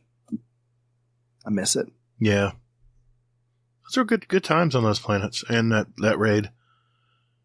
Hazel, what are you going? What are you going to, man? I'm curious. Titan. Yeah, you read my mind, man. That was my favorite location. Beautiful location. Great story missions. How it was like flashing up and everything. Yes. They needed to do more with it. I agree. They could have done so much with that. And then the fact they had this big, I don't even know what you call it, like a giant, I don't know, like a giant globe that everyone lived in. It was the elements. We've seen like remnants of the Golden Age, but that was the most in working order version of the Golden Age we've ever seen in game. Good point, Fudd. I agree, man. That's always been one of my favorite locations. And when they sunsetted, I was like, I really spent a lot of time on it before it left because I love that the storyline and everything there was just great. You know, it opens up with Zavala, his head in his hands. You know, he thought he had lost everyone, and anyway, I won't go down. I won't go down those areas. Okay, Hazel, I'm working from the back. If you want to work from the front now, because I think that was all of them for FUD. No, he has one more. Okay, go for it. See, that's why I do this. Good. Question for the FUD. Yeah. From your last episode, you mentioned someone said, well, I'm still alive. And without thinking, you replied, give it time. Have you had any more FUD brain no-no moments since then? Or have you decided to give it some thought before responding? Yeah, but I don't think I'm pretty inappropriate, but I don't think it's even appropriate for here. Oh shit. But yeah, no, it happens a lot where stuff comes out and then 5 seconds later my brain's like, you know what? I don't agree with that. You shouldn't have said that. But yeah, it's happened. I shouldn't share it though. I shouldn't share it. I got one here from one from Sage of Databayo. I'm sorry. I'm sorry, Sage. I did it wrong. I got a question here from Sage of Databayo. What was your first Destiny class compared to what your current Destiny class is now? Ooh. Are you still in the same class, FUD? I blanked out for it. What was your very first Destiny 1 class of yes. player? Has it changed over the years or what? Yes. When Destiny 1 launched day 1, I started as a hunter. Cause my friend was starting as a Titan and we kind of wanted to expand out. And I was like, oh, cool. Cape, you know. And then when the Taken King launched and the Flame Hammers were first introduced, I went, yeah, that's for me. And I've been a Fire Titan ever since Taken King. Nice. What did you start out with, Hazel? Originally, I started out with Hunter. Because I thought hunters could only use hand cannons. Yes, so I thought the same thing. Yeah, did you really? Hand cannons and sniper rifles. I was like, oh, I guess that's a load of because you got that in the first story. Got it? No, because that's what they showed in the video and all the trailers and stuff was like only Titans were holding this weapon, only Warlocks were holding this, and I did the same thing. I assumed that weapons were class based. Okay. Yeah. So my first one was Hunter, and then Titan. Well, I went to Warlock then after that just to try it out, and I despised the jump. Yeah, me too. It's rough, dude. Well, gosh, I was actually going back and watching my old footage playing Destiny 1, and you know what I mained back then? I mained a Titan. I love Titan. I still love it. I'm so proud of you. Yeah, but you're not going to be now because I've been a Warlock for a long time. I'm a Voidlock, man. I've been playing Voidwalker ever since they introduced Shatter in Destiny 1. I still wish they bring that back. I was hoping they would with Void 3.0, but alas, not going to be happening. But, I just like the Void subclass for some reason. It just the blink and stuff. I'm the only class that can blink. I said for now. Oh, shit. You talking about our bet? I do want to point out. Okay. No, I'm not saying. What are you talking about? Oh, this is interesting. Yeah, we have a. No, Gator, I said for now. You're talking about because you're the only class that can. Yeah. Because of our 3.0 coming next season. Got you. Yeah, I've watched some cutscenes, and my Titan has definitely blinked during those. What? I don't think Titans have ever blinked. Mine blinks all the time. Oh, okay. In every cutscene with the helmet off. Every cutscene, yeah. It's a really good motion capture. Okay. Don't worry, you'll catch up to that one. Give it time. I'm still trying to. Hey, don't worry, man. You're talking about a bad connection? Is that what you're talking about? We all go through our life at our own pace, and this is your moment.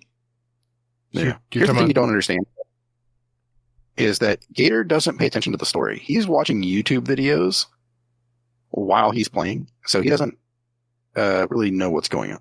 I'm sorry. So he doesn't notice all the blinking the other classes do.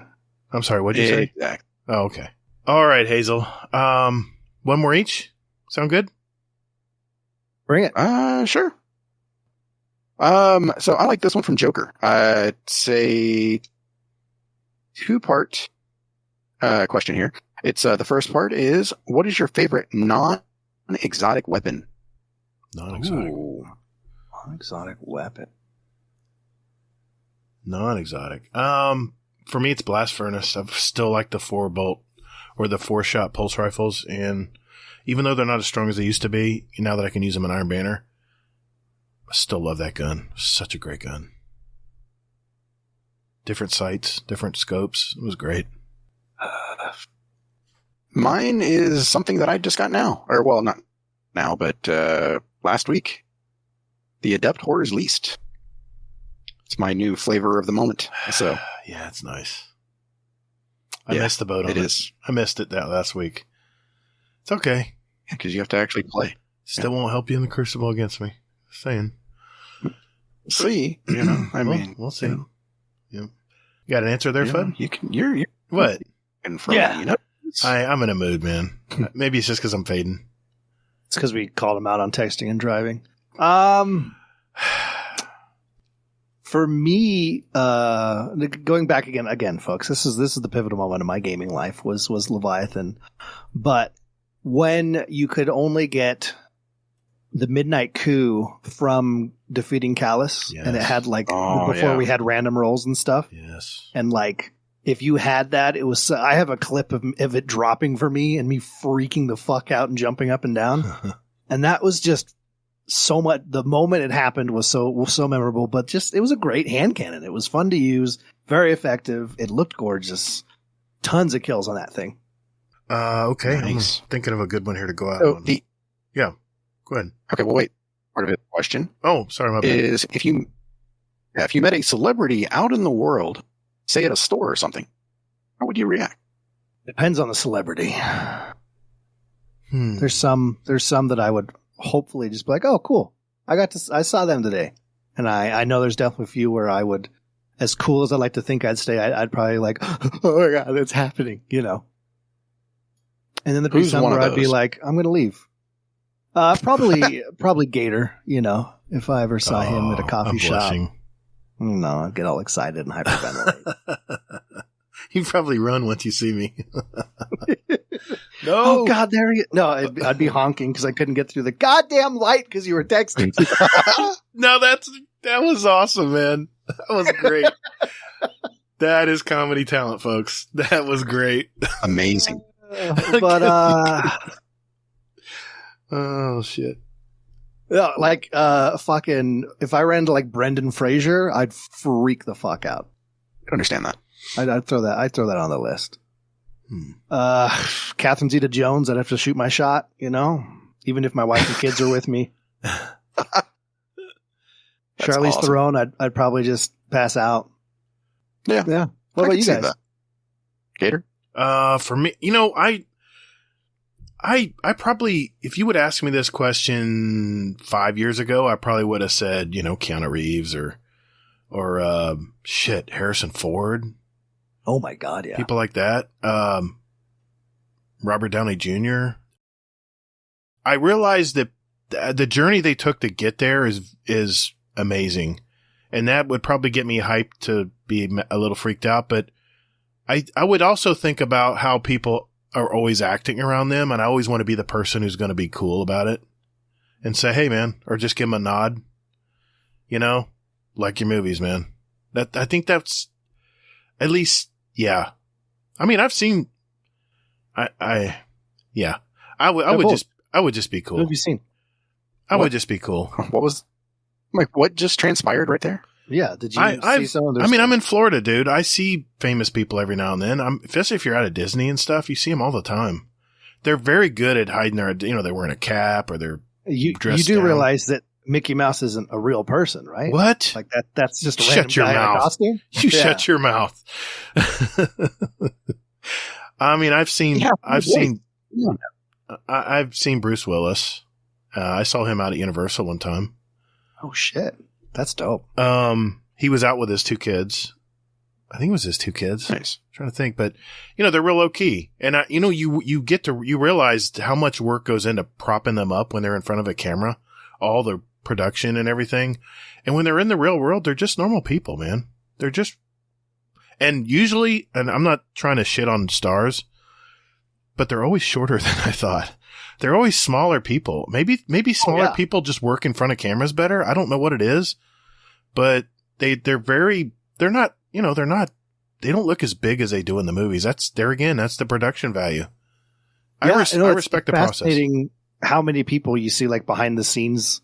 Yes. And they're like using like really stilted shoes in all their scenes and stuff. You just don't know what's behind the scenes. I mean, they do. Yeah. There's so much that we don't know. Short people just have more razzmatazz. Like, I'll give you a for instance. I love watching Stephen Colbert, The Late Show. I love watching his stuff. And I wonder in the background, he probably sits with his writers like 3/4 of the week, going over jokes and seeing if they're funny and stuff. All the lackluster stuff. And then you see how polished everything is when they're in front of the cameras. And it's pre-recorded even. You loses a little bit of the fandom. At least it has for me. I know. You hear about where these people started. I mean, I was watching Keanu Reeves' story on YouTube the other night, and he was an extra on a movie, and he was a nobody. And he got a couple of good breaks. And I think half of life is being lucky sometimes, being at the right place at the right time. I really do.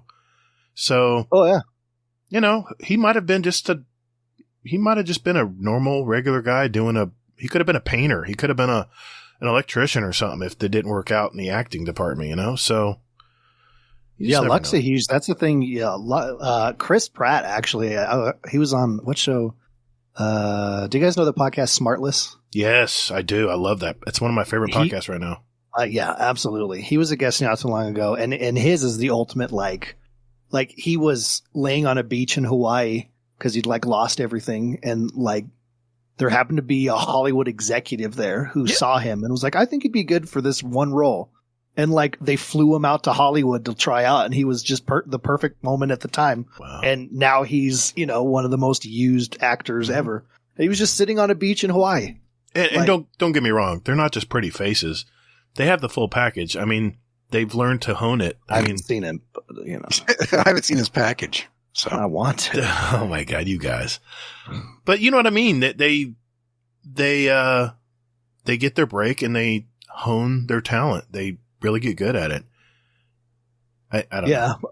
I don't make $80 million a show for podcasting. Well, yes, of course, the money is the big difference, but I mean, we're all, the first thing I read when I was starting a podcast is the first chapter of a book I was reading says, now you're going to be in the same pool and competition as NBC, ABC, ESPN, YouTube, blah, blah. They just started listing all the social, all the content out there in the world. And you're right there in the mix with everyone else. So anyway, that's my take on it. Probably not the best take, but I really wouldn't freak out. I really wouldn't. And like I said, I've seen famous people here in Florida from time to time, and I just leave them alone. I really do. Yeah. Yeah. I mean, same thing. I mean, for the most part, I just, would nod I've been out and I've seen Bengals players and things like this. Mm-hmm. Then it's just like really cool to, oh my God. But yeah. To be honest, I'd probably panic and freeze. Everyone knows Unleash the Archers is one of my favorite bands. I've put their songs on like every podcast playlist I've been on. I went to see one of their shows one time. The lead singer, who's fucking incredible, was like sneaking through the crowd to get a beer, had her hood on, and she like bumped into me, and we made eye contact, and I was like, I recognized her and fucking froze and panicked. So I know that's what I would do. See, musicians are different because you can't fake it till you make it. You're either good or you're not. That's true. Yeah. Now, if I ran across, you name it. If I ran across even someone like, any of my bands that I love to follow, if I came across them and I knew their faces from when I've watched them on either in concert or on videos and stuff. Chad Kroger. Who? Chad Kroger? Neil Diamond? No. Yeah. Neil I would Diamond's not kiss gonna. his feet. I'm not gonna be stopping to say hi to Neil Diamond. Sorry, not a fan. I mean, I love his music back when I was a teenager. Who? No. Chad Kroger? Yeah, I'd ask him. I'd ask Wait a him. minute. To You sign talking this about? photograph. No. You talking? No. You're not talking about him. I'm with you, Hazel. Don't worry. What? It's a legit question. No. Yeah. Chad Kroger? No. I mean, I don't know. Musicians are different. Do you know who Chad Kroger is? He's the lead singer for, I've been trying to think of which band he's in. I'm trying to think. So no, you don't know. Okay. God That's damn all. it. You're fine. What's like a Hold on. small amount of change you'd get back? I know it's Nickelback. I know. Because I There couldn't you think go. about it. I couldn't think about it at the time. But yeah. And If they ever recast for drivers, dive-ins, and and dives, I think Chad Kroger would do a really good job. all right. Amazing. Thank you, community. We have a lot of still to cover for the show comes to an end. I don't know so what happened the last 20 minutes, so I'm in a fog. Too much Topgolf tonight, I guess, and maybe a little bit of alcohol too. Thank you. Thanks, guys. Appreciate it. Thank you for the questions, community. We appreciate you. And if we didn't answer your question tonight, don't worry. We're not like those other podcasts who discard them every week. We hang on to them because you spent the time to ask us a question. And when the time is right, we'll spend the time to answer it. So thank you guys. All right. It is our last segment of the show, and we will be right back.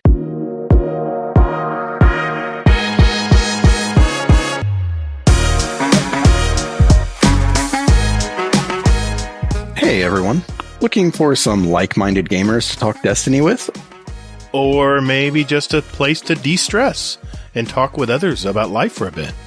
Or maybe just a place to discuss the latest movies, TV shows, and new music out there. Well, wait. What about channels with New Year's resolutions or other goals? Oh, we also have a fitness section.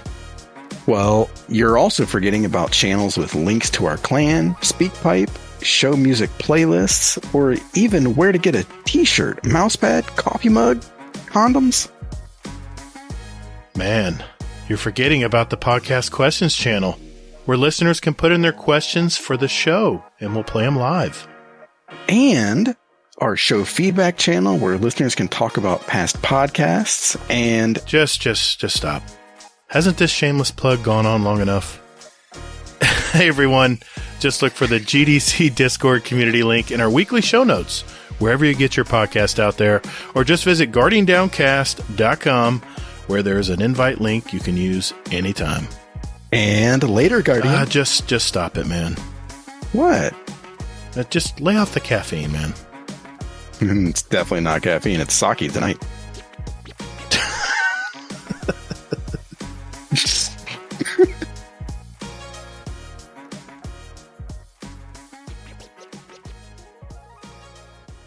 All right, this is our final segment of our Question of the Month episode. And this is where we ask the question for the Question of the Month for July, which was, if Bungie gave you a small team of developers, what would you do with them? How would you change the face or the gaming environment of Bungie? And we had quite a few speak pipes, and I'm just going to dive into them, Hazel, because we got a lot to cover here. You know, before we do, though, I know Fudd's looking up music right now too. Before we go to our speak pipes, Fudd, I wanted to ask you. If Bungie gave you a small team of developers, what would you do with it, man? What would you change in Destiny? Ooh, Or create. Spoiler alert, I'd bring the Leviathan back. Okay. The same So I way, can or do the raid. Yep, do the raid. I want to do that raid every week again. It was such a fun raid. It's actually the raid I have the most clears on. Yeah, and if there wasn't enough room, I'd get rid of the moon. I'm with you there, man. The moon's... Does that still exist? I haven't been on the moon in a long time. No one has. I mean, I had to do like so many waves of Altar of Sorrows, and I was like, pass. For the solstice, I was like, nah, I'm out. when it first came back and everyone was hyped, I was like, oh, I'll check the Moon out. I love that in D1. Yeah. I started like a week later and everyone was already like, yeah, Moon was cool. Yeah, it's all right. I mean, they put a lot of cool stuff in the worlds, like the puzzle chest, and you had to do the pattern stuff. I mean, it was fun while it lasted, but I don't know. The Moon's pretty bleak. You know what? I want them to bring Venus back. Venus was my favorite planet of Destiny 1. Venus is good. Yeah. I miss Venus. That the Braytech facility, not Braytech, the school, was it called Braytech facility? No, that's on Mars. It was called the Braytech. Oh hell. It was the institute where they. Oh yeah, Venus. I'm looking at. Yeah, was it Braytech? Yeah, it was Braytech. Oh, I'm losing it, man. Anyway, I'm looking it up. That Ishtar Collective. Yes, Ishtar Collective. That's it. Location I just being wanted you to Citadel, find the her. Shores of Time, and the Academy Archive. I love that damn planet. I spent so much time on that planet in Destiny 1. That's a great planet. If I was to have a small team of developers, it would be bringing back Venus, and maybe little improvements here and there, just to keep it fresh. I used to look up and see the rain falling on my helmet. It was great. On my goggles, on my helmet. Yeah. Pretty realistic. Well, while we're on the topic, Hazel, what would you do, man? Mine would be something really, really small, actually. I would put in basically a little barber shop where you can change your face. Oh my God! Bring the beards. Bless you. Oh yes, that too. Yeah. Well, that's what I don't understand why it's still not in the game, but yeah. I mean, yeah, beards. It can change your face, change your hair, make your character look like something who doesn't have like shit on his face because right. I didn't know what you when you made your character. A couple months into D1, I deleted my hunter just because I hated how he looked without his helmet on when I was in the tower, and started all over and regrinded everything. Oh my God, really? The ability to just sit down, and it's such a simple thing to just sit down and recustomize your character's face. Yeah. Brilliant. See, a lot of people make female characters and stuff, but I've never done that in games. I always make someone that's similar to myself, or at least the way I want to look in the game. And it's just always been that way with any game I play. And yeah, the splash of paint graphics over your helmet or over your face, if you're a robot, you're not a human or an awoken, you're an exo instead. I don't know. Hazel, I've never thought of that, man. A little barber shop. That's a great idea. That's the first time I've heard of that. That's a good answer, man. All right, let's dive into them, guys. I'm going to start from left to right and just start playing them here. This one is from, just so you know, this is Dogapult 0117, and this is Hammer Crasher's kid. Here we go. Hi, I'm Dogbolt, son of Hammer Crasher, and if I had a small team of Bungie workers, I would probably want to add Sparrow Race. I've never gotten to do it in Destiny 1, but I've seen people do it, and it looks really fun. Yeah, that's a great answer. Great idea. Imagine that. Bringing Sparrow Racing back. There's so many people that have gotten to D2 that never played D1 that never got that experience. Yeah, no, that's 100% a good point. Thanks, Dogapult. Good answer. Yeah. Good question. Fantastic. Yeah. Mr. Monkey. Not Killa, Mr. Monkey. Or Mr. Monocle, that is. Here we go. Hey guys, Mr. Monkey here. Just in case Gacy gets confused, that's the one that wears the monocle, not the Canadian killer one. In terms of the question for July, reading the comments that Ronan left in the Discord, I'd be hard-pressed to think of a better answer, to be really honest. But in terms of what I would do with a small team, I'd like to see the events get brought in every season into the story. It seems a bit of a disconnect that 1 minute we're facing existential dread and the nightmares that we face, and then the next week we're dicking around in the EAZ with protecting bonfires or whatever it's going to be that we're going to be doing. As I record this, Solstice is about a week away. So I think it would be really good if the seasonal events actually tied in with the seasonal story or had a little bit of narrative, To be fair, I thought they did a good job the last season of The Haunted, giving that a little bit of lore and a little bit of story. But I'd like to see that built upon. As I say, I'm recording this before Solstice, so it may surprise me. Love you both, and see you soon. Bye. Yeah, I like that idea too. Tie in the story to the, that makes sense because you know they're coming, right? They come every year. Yeah. Yeah. Yeah. I realize the darkness is here and we're all about to die, but I'm going to go bake some cookies. Good point. Grandma's back. All right. This is the actual Hammer Crasher 32. Hammer Crasher 32 here. It's my answer for the question of the month. What would I have a small group of devs do? What would I like to see them do in Destiny? I would like to see the EAZ utilized more. And to do that, I would want that turned into an arena for PvP big team battles with like 8 or 10 people per team, and possibly, using vehicles or something like that. You'd probably have to adjust health gates or something. I don't know how that would work. I'm not a developer. Anyway, I'd love to see the EAZ utilized more. I think it's an awesome area. I love the dystopian, everything broken down look. And I think a big team battle would be fun. Be something new, instead of just the 6v6 or 3v3. And that's what I want to see. Thanks, Hammer Crusher 32. That's the one thing I have to say I like about Solstice this year is the game, the game type the process of throwing the balls in the bonfire and stuff, and then Bonfire Bash, killing the boss at the end. I really like it. It's really quick, but you can make it last longer if you want. There's no clock on the back end of it where you can farm kills or whatever to unlock weapons. But yeah, I never thought of it that way. Hammer Crusher, that'd be a pretty cool idea. All right, Mr. Runga. Oh God, I was waiting for you to say that. Hello guys, this is RNG Gator or Runga, and I'm here to give my 2 cents on the question of the month. If Bungie assigned me a small team of developers, what would I have them work on? A lot of things, but I think one thing I would have them work on, which would make Gators so very happy, would be to get rid of bounties. Just give you XP for what you're doing, so you don't have to run from vendor to vendor. I know you have the app to pick it up. That's still annoying, but just get rid of bounties. Let me play the game, and that's it. Thanks, guys. Next answer is I agree. What a shitty take. That is a shitty take, isn't it? I agree. It's shitty. God, who would say that? It's almost like someone Besides coached us.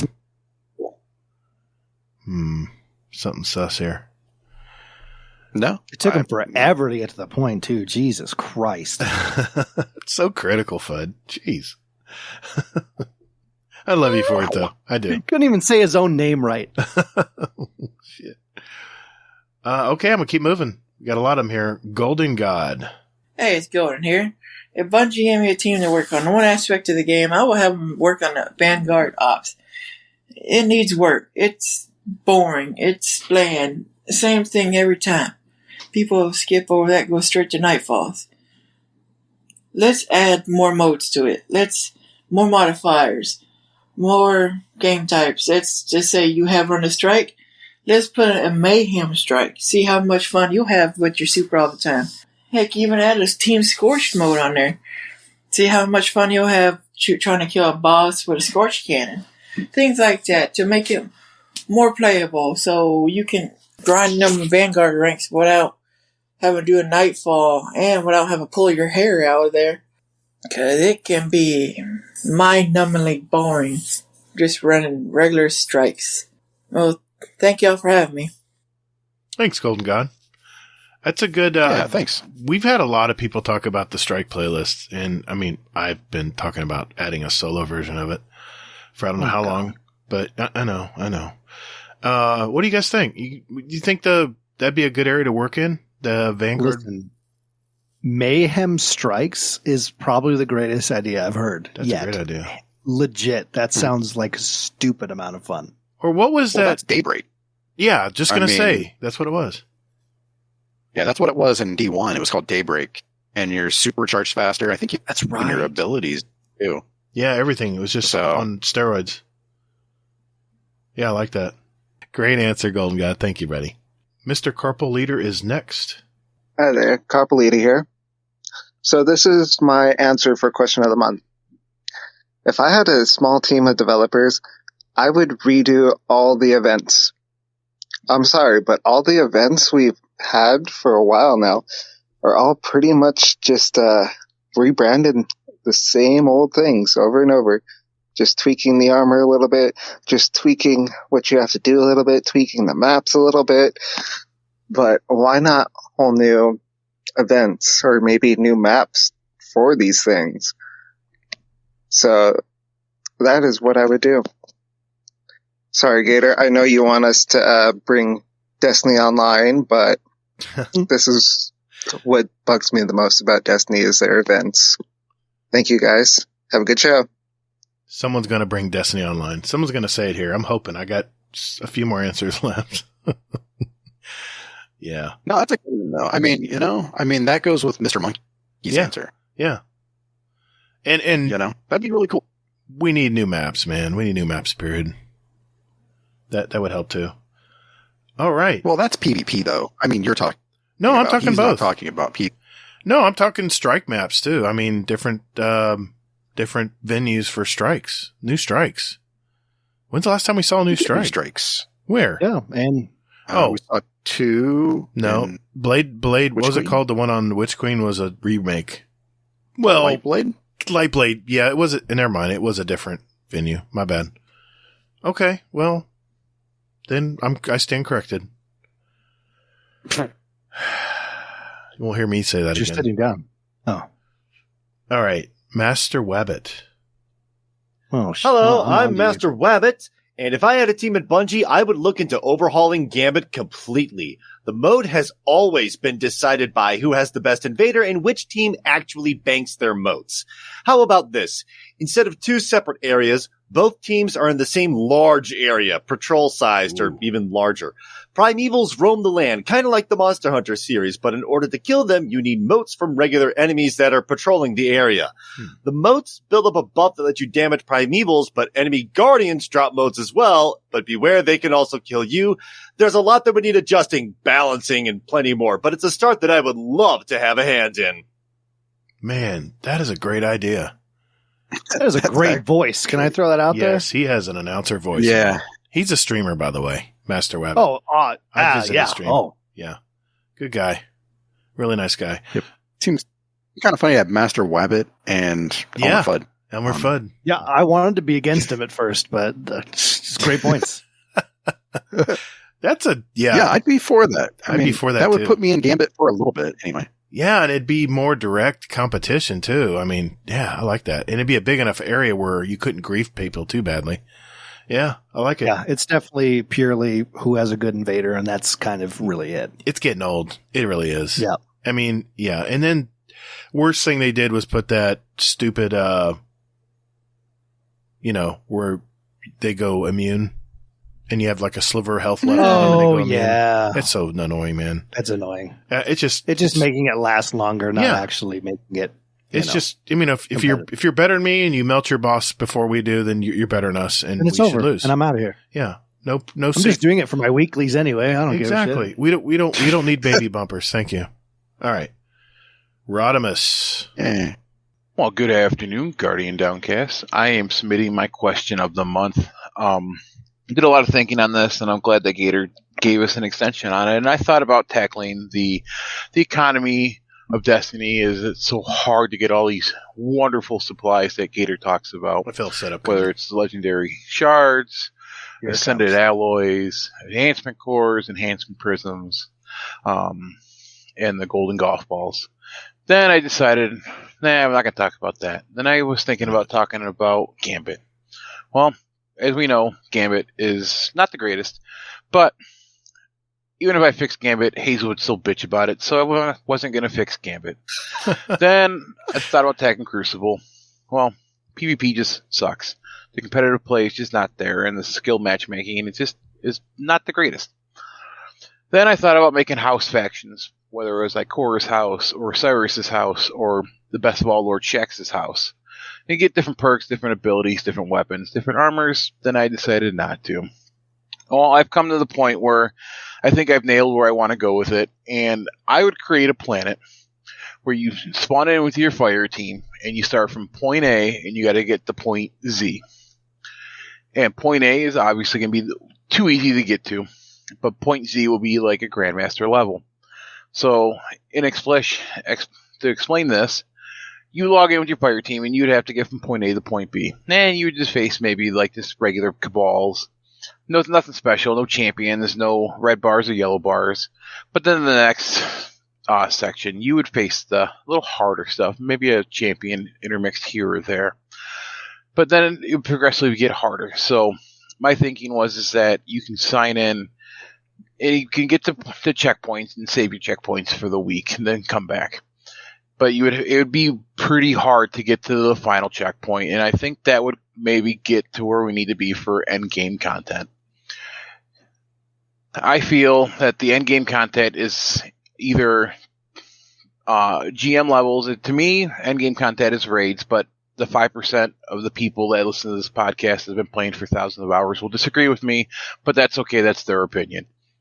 The rewards would be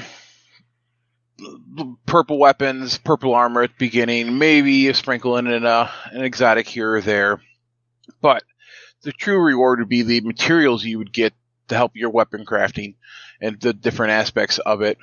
And I think that would be a fun experience. It's kind of like a Conquer map, but without any PvP intermixed. And it just, probably would just get a lot harder to play.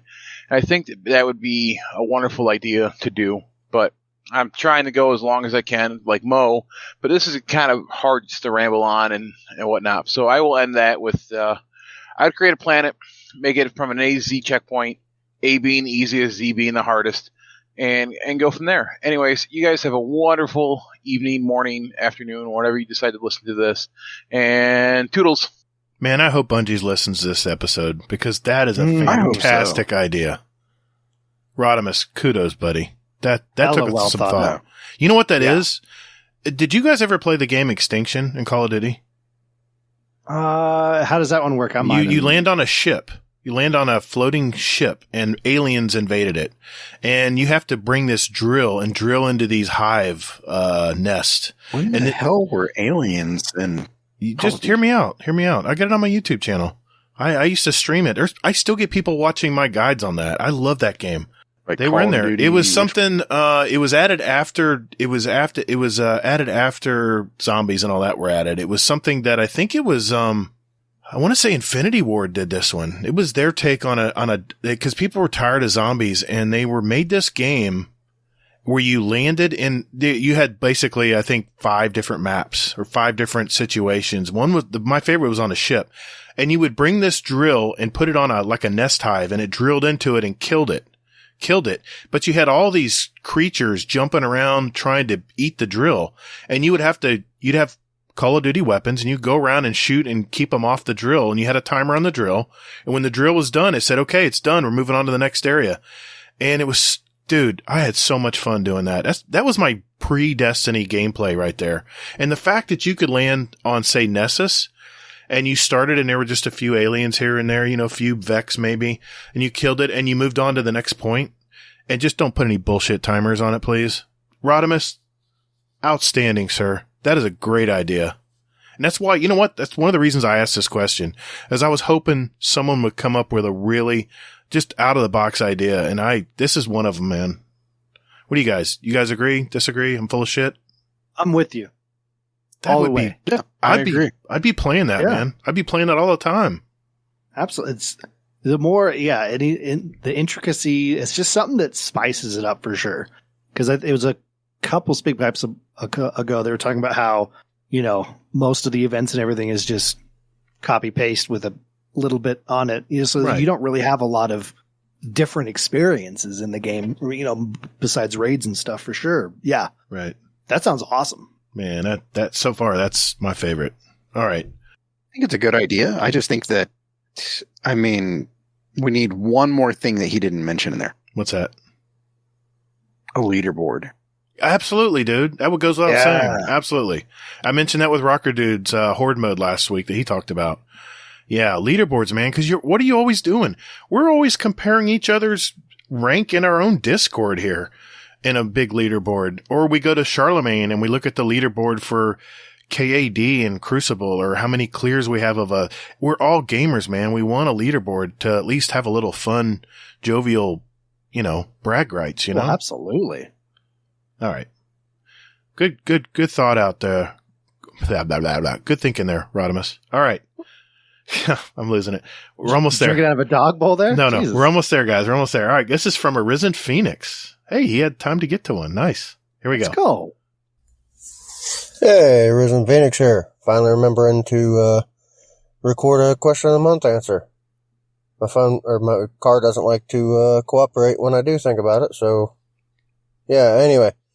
Quick and easy answer. SRL. Bye. Yeah. I agree, man. Sparrow Racing's awesome. Nice. Surprised you didn't fall asleep halfway through that speak pipe. Exactly. Nice and short and sweet. Thanks for that, Arisen Phoenix. That was nice, man. I love it. Yeah, we've had more than one person ask that for that. And I love you, Phoenix. That's probably been in the Destiny community as well, about the same amount. So, hey, it's Brittany. Let's go. See what she has to say. Hey guys, it's Brittany.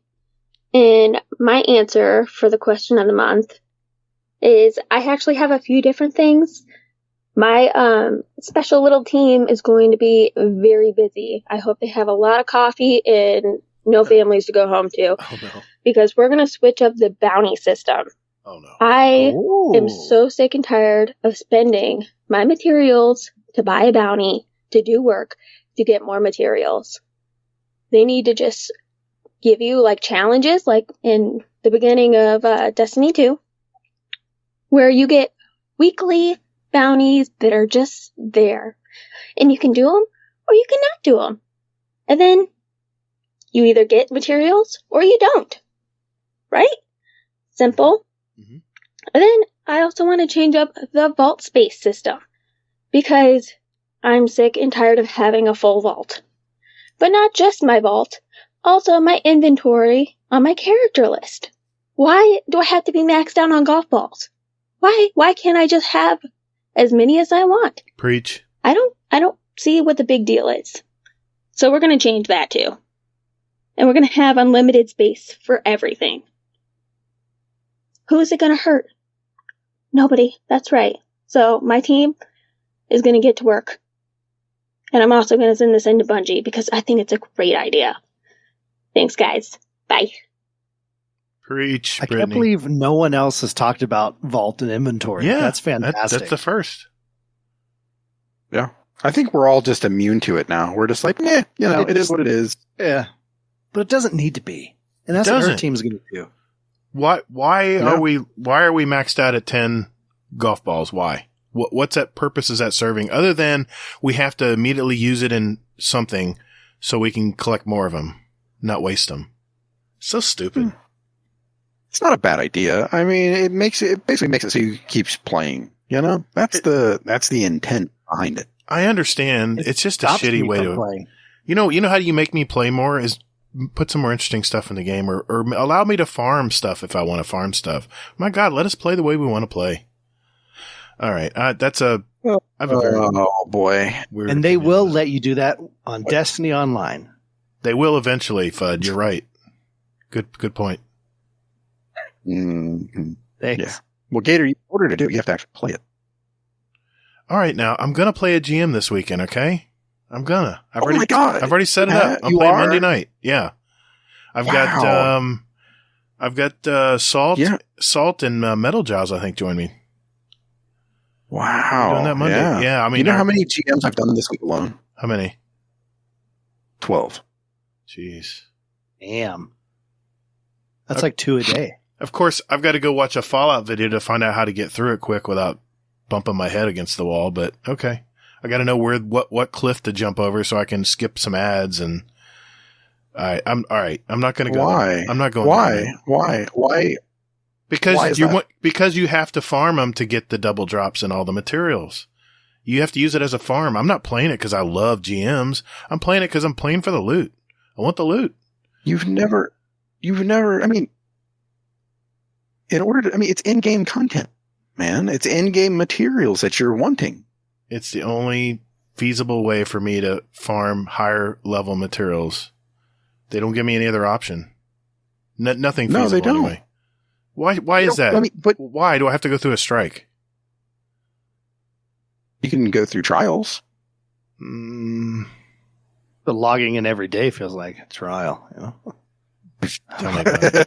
Sorry, Fudd's like, is there history here about something? I don't know what's going on here. Yeah, it's been a sticking point. I know the history and I love this. It's been a sticking point. And, I'm not going to he doesn't want it. Basically, he just wants the material. He doesn't want to do the hard content to get it. Just give me an avenue to farm it. That's the rub. Give me an avenue to farm it. There is. Yeah, you have an avenue. One way to farm it. Go play a GM. Trials. That only 5% people play. Trials. No, I'm sorry. 1% of the population plays GMs. And trials? No, they don't. I'm sure that more than 1%. Because this week, I'm sure a lot of people Maybe this doing week's GMs. different. That's why I'm playing. Because it's double drops. Double drops. No, I don't mean that. I mean, it's also an easy GM this week. It is. Okay. It's so easy, Fudd did it. Yeah, I did it 12 times. Right. I believe you. I do. Frostbite's got one here. Let's listen and see what he has to say. Hey everyone, Frostbite here to answer the question of the month for July. So my idea is a mod kiosk that would be put in the tower.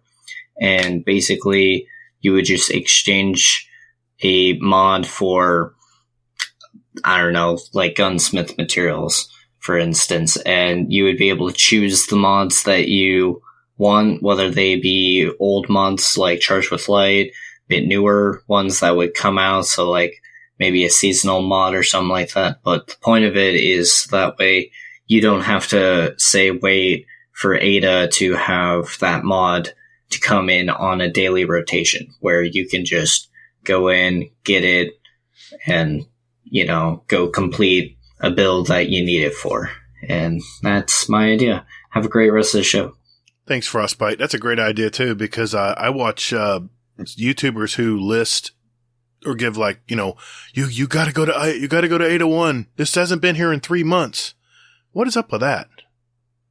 And I have all the mods. I mean, but my alt characters don't. And I have to go to Ada 1 and collect them all because I haven't played enough on those characters to collect them naturally playing the game. This is just one of those extra things that new players have to deal with. Someone tells them to put this mod on. They're like, I don't have that mod. Oh. Yeah. Yeah. I mean, not to take away from Frost's idea here, but I don't think there should be that. I think they should just give the mods to everybody. Just unlock them all. Yeah. That makes sense. I'm good what with does that it too. hurt? Yeah, it doesn't hurt. Other than they want you to log in every day and check and see what's on the rotation, I guess. I mean, but what makes more sense? I mean, logging in and, killing yourself to, because you missed something one day and you're like, oh, well, I guess it's a rat from me this week, or, I'll get it in 3 months when it comes back around. Yeah, exactly. I don't know. I agree, man. I don't know, some kind of exchange kiosk. We should have those in the tower just for people who haven't been here when we've been here. We've got thousands of hours in this game. Of course we have all the mods, but there's a lot of people who don't. Yeah, you've already experienced it and loved it. Why shouldn't they? You have all your mods, Fudd? Yep, every single one. That's what I figured. That's why I asked. Okay. Yeah, why'd you laugh, Hazel? That's so weird of you to do that. Dudes, it's Minor. Dudes, this is Minor. And this is my answer for the question of the month on if we had a team of devs, what we would do. And I mean, quite honestly, and I know I'm probably going to catch some heat from this, and I know the Destiny community in its entirety would be extremely pissed. But honestly, I would just get rid of D1. Just get rid of the original Destiny. I know it's like, oh, everybody likes going back to it and it's so much fun. It's nostalgic. Like, no, just get rid of it. Use all the resources they put into that and just put more into D2. Most of us play D2. I mean, if I had to make an accurate guess, easily twice as much as D1. But yeah, that would be what I would do. Love the show, guys. Finally, Destiny Online. Thank you, Miner. Thank you. Bring it all over, man. Why? You have the resources. Bring it over, man. Get rid of Destiny 1. No one's playing it anyway. Yeah, he didn't say bring it over. He said delete it so that we not have to take care of it, so then we can just put more stuff into Destiny 2. I know. I was playing exactly. It up. I was playing it up. No. You will not play this up. All right? Destiny 1 had its goddamn time. Okay? I want Destiny 2 content. I don't need to relive the glory days. I lived them. Okay? I didn't peak in high school. I'm living now. But, Mom, I want it. Stop deleting D2 stuff to bring me fucking D1 stuff. It's stupid. It's ridiculous. Go back and play D1. Jesus Christ. But Ma, I want it. Yeah, I know where you're coming from there, Fudd. Good point, man. I know. I don't know. All I can figure is maybe it doesn't take them as much manpower to maintain a game that's already been out forever. I'm sure they don't do any updates. No, but they do have hiccups where they have to work on Destiny 1 servers. They did the few weeks, in first of the week, I think. Yeah. It's a gaming cycle. That's why fucking, vanilla WoW came back out again because people will never be as happy as they were the first time they experienced something, and everyone needs to have it back. And then when they get it back, they go, that was all right. Insert the moon here. Maybe. I just want my Parthian shot back. That's all. That slow firing pulse that just kicks ass. I'm down for bringing some guns back. That's fine, but I don't need, And I mean, when Destiny 2 first came out, they had this picture of all these different, it was when they came out with the transmog system. They had all these pictures of all these past armor sets. And I was like, oh, that was from Destiny 1. I want that one. I want that one. When do I get that one? No, it's, we don't get all of them. It's just Destiny 2. It's like, well, bullshit. Bring them all. I would like the armor designers from D1 to be hired on for D2 at some point for sure. I don't know how that works. I would hope some of them are already over here. I don't know. I can't say for sure. There's some cool looking armor, but we definitely had some armor designs that were way cooler. I'm going to get nostalgic. All right.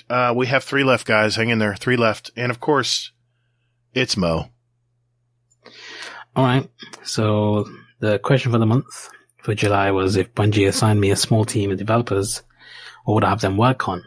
Well, for starters, I feel like the patrol spaces and open world spaces are, just really hankering right now. Like there just isn't much to do. I feel like for the time I put in an open world, like on Orbit and, just patrolling around planets, I feel like I deserve to have my time shown in endgame content. So Senate shards, enhancement prisms, enhancement cores, certain alloys, if I want to craft some weapons with enhanced perks. I feel like that'd be a great start if I had my own team, just really liven up that place of the game. Fuck worrying about game breaking bugs or, end game content like raids and dungeons or trying to improve the engine or making it Destiny Online. I feel like getting end game materials in patrols is where we need to be. And sarcasm here. Yeah, and if I can do that, then I can have my fully triple 100 stats on, and then I can, just knock out patrols and bounties and level up Devrim all the way to rank 16 so I can get more materials off him, so then I don't have to be material poor. Yeah, I think that's what I'd use the team for. Okay. Nah, I'm just fucking shitting you, man. What? There's no fucking way. I don't know how I managed to deliver that whole fucking pitch and not just break down in tears. I have re-recorded because the last one, it sounded like I literally shoved the mic down my fucking throat. So I'm trying to stay as far back as possible because SpeakPipe just wants to amplify my voice to fucking 120. Anyways, this was my fake answer for question of the month. Mo. I'll provide my actual answer in the next one. No. Mo wins. Damn it, Mo. You had me there. I finally bought in. He was so excited. He's jumping up and down in his seat. He bought in the minute that I laughed, just for the record. Yep. God. All right. Well, Mo, what is your real answer? All right. So this is my actual response to the question of the month. You know what? A lot of people have given some great ideas here, so I had to think of one on the fly. Because there was somewhere, like, you know, if you asked me the question, I would have given their kind of response, like an in-game LFG system or the New Light experience. So I guess, for me, seeing as I have a friend that's been asking about Destiny, like, he's literally not played since he's not played since Forsaken, but then he said that, but then he did say later to me that he did log in and play the Shadowkeep campaign, and then after that he was done. So I literally sent him links of all the seasonal cutscenes, like all the story in those seasons. And like, I feel like even if it's a year after they've been released and taken out of the game, wouldn't it be nice to have it in game? Like, you know how they have do they still have that tab in the game? Let me have a look. Live report. Yeah, the timeline. And it shows you all the timeline of the seasons and all of that came before and the expansions and stuff. So imagine if you just clicked on them. They already have half of it in the game. So imagine you just clicked on Red Bull and then it played all the cutscenes and the story from there. That's a good idea. Yes, you've not played through it. And yes, they've taken out the game, but you can still see what happened. You can get like the whole story from the beginning of the game, from Curse of Osiris, from Warmine, from Forsaken, Season of the Forge, Drifter, Opulence, Shadowkeep, Undying, Dawn, Worthy, Arrivals, Beyond Light, Hunt, Chosen, Splicer, Lost, Witch Queen, and then Risen, Haunted, and then whatever the two that comes after that, the 2 seasons, and then the fucking expansion as well. I feel like that is a part of the game that a lot of people miss out on. A bit like yeah, I miss out on the lore. And yeah, I can read the lore pages and whatever. Like, fucking, you put a triumph behind it and I learn every single lore card there is in the game or lore book. But I feel like cutscenes and stuff, even after a year, because like you're not selling the seasons anymore after a year goes by. So no one's going to be able to purchase that and no one's going to be able to play that again. So I feel like if they could add that into the game, returning players can at least catch up on the story, catch up on the whole story if they're like a new player. Like, just get all the info in.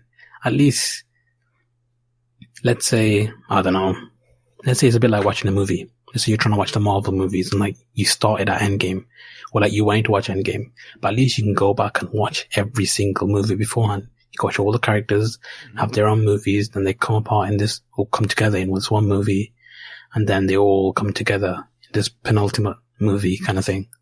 So I feel like Destiny can do that with showing all the cutscenes, the whole story, like every bit.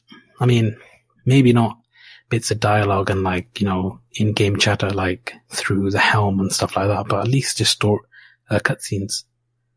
I feel like, you know, you can tell a lot of the story there for new players, because I know Bungie are trying to keep the game short on memory. It's fair enough, keep it short on memory. Like, you know, remove what you need to every so often and then get new stuff in the game, you know, for the next year or however many years they're in the game. But I feel like, yeah, cutscenes for story plots, the overall plot would just make more sense. Like, as opposed to jumping into the game right now, buying the newest expansion, whatever the hell it is, and then that's it. Like, you know, that's all you know, and you don't know anything that happened before. And, you know, the timeline doesn't really help. Like, yeah, it just tells you when these seasons came out. But, you know, that's all it does. Like, it just shows you, oh, Guardians did this. Guardians completed in Calyx's Menagerie or some shit and claimed their spoils. Good for them. What story happened in that? Like, what bit of story happened in that whole season? What sort of story? What was the overall story with, like, that, the raid, any dungeons and stuff like that? So yeah, that's my answer or response to question of the month. I didn't know what to go with, honestly. Like, I was just thinking about it for like about 5-10 minutes right now before recording this, and I was like, what would I do? And I guess this would be it. It's a good thing I sent my friend all the cutscenes, like a few days ago, because he wanted to catch up on the story because he's not played much. But yeah, anyways, I'm gonna go. I recorded this. It's almost gonna be 5 minutes, and I don't want this recording to, like, stop when I didn't get my point out. So yeah, that's my response for question of the month. Hope you guys enjoy. Bye-bye. He squeezed out every bit of that 5 minutes too. Fud, you still with us? Amazing. I'm still here. That was fantastic. I liked it though. Well thought out. Go ahead, Hazel. No, I mean, that's a great point. I mean, I don't know why it's not in there either. Yeah, like have it like on your Bungie map, have it at the bottom, like your timeline, but say, here's what you missed. Or like have a year in review or something, catching people up. Cause that's, I have friends that haven't played since Destiny 1, or they played the first year of Destiny 2 and they were gone. You remember that time when it was a double primary meta and everyone's like, I'm out. But I have friends now that I want to bring back. I know they would love to play this game, but they're like, man, I haven't played in so long. I don't even know where I would begin. And it'd be nice to have just a little tab you can just click and just sit back and get some popcorn. Yeah, also a better new player experience. Yeah, it'd be all tied into that, Well, I mean, speaking of that, I mean, I did create a channel in our Discord actually for new players. Mm-hmm. And basically it's like a bunch of things like that we've come across in the game that nobody else knows, or like it's all like tribal knowledge. And one of the things that I think it was, Mo added was previously on Destiny. So you can catch up on the complete story. And I believe there's cutscenes and everything in there. They're in there? So it's like, I mean, I think so. I think it's just everything that but that's the thing though, is like, it's a third party doing this. Yeah, it's not I know. Bungie. I mean, we have some great third party developers. And I did visit that site, Hazel, that you're talking about. And I didn't see any cutscenes, but I didn't go deep enough into it. I was just skimming and saying, okay, Destiny 1, here's what happened. Okay. It was pretty cool, man.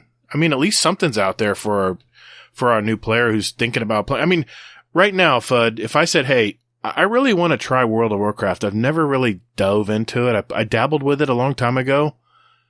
Where would I even start, man?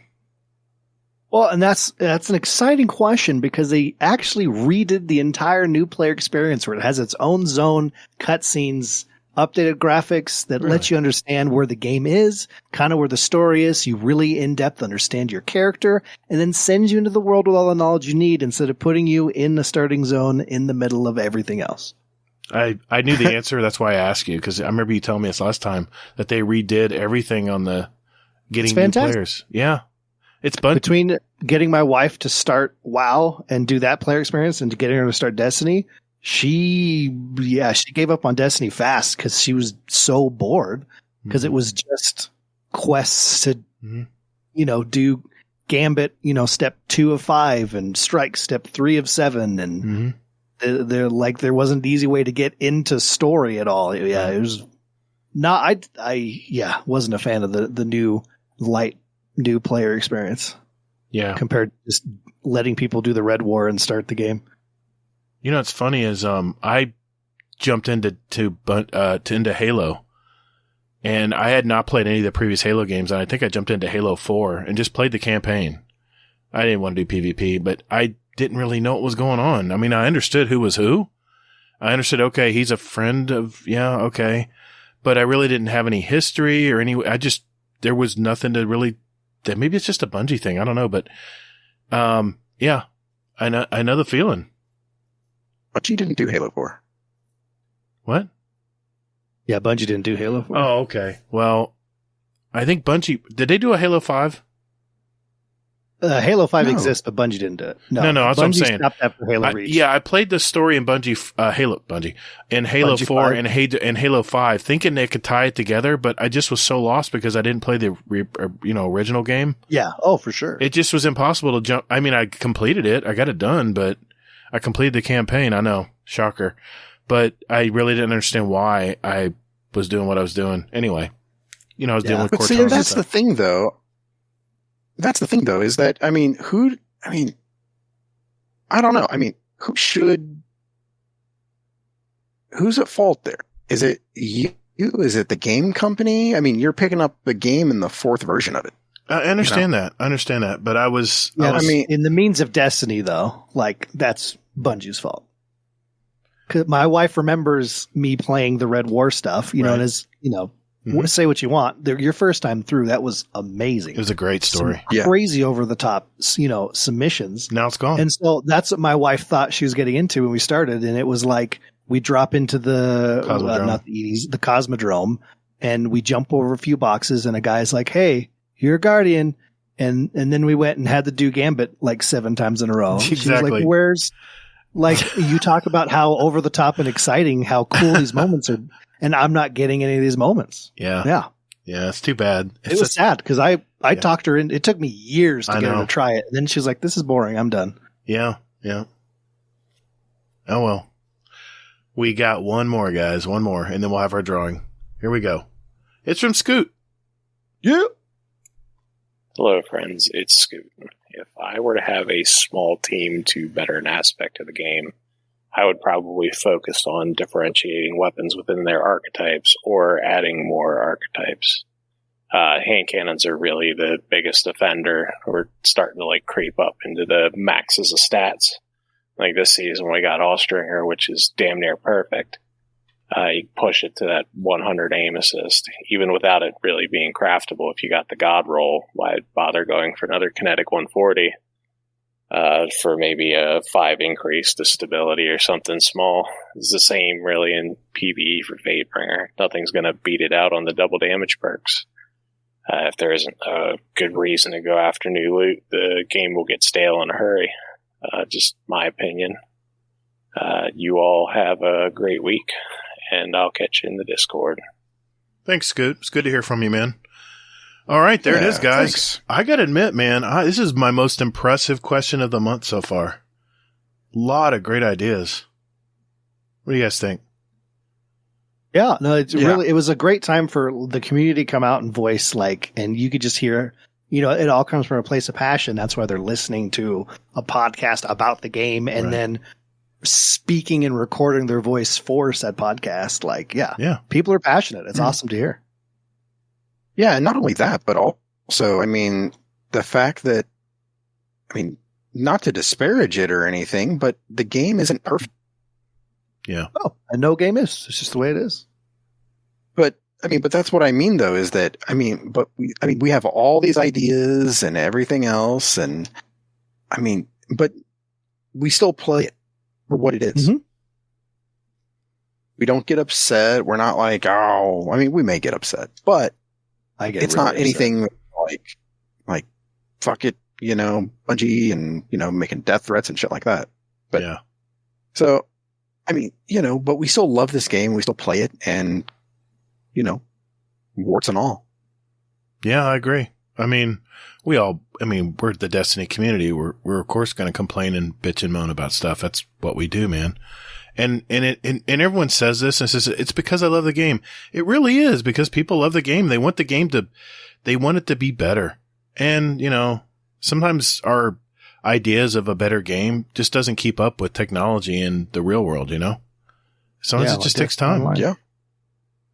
Good points. Hey, thanks guys thanks Fudd, especially for tagging along. I know there's a lot to listen to, but I didn't realize that was part of the show tonight till after we started. And I was like, but like, again, it was exciting because it's all stuff, like most of it's stuff that I've thought about at some point and brought some things that never, like, I don't know how I never thought of Mayhem Strikes. Like, that's so in your face obvious, but I never thought of it. Brilliant, you know? Yeah. It was really fun to sit down and listen to everybody. All right. Well, hey, let's give away some prizes here. Here's what I've done. I've numbered, at random, I've numbered everyone who put their answers in the Discord, in our Discord question of the month channel on our Discord. We have 7 of those, by the way.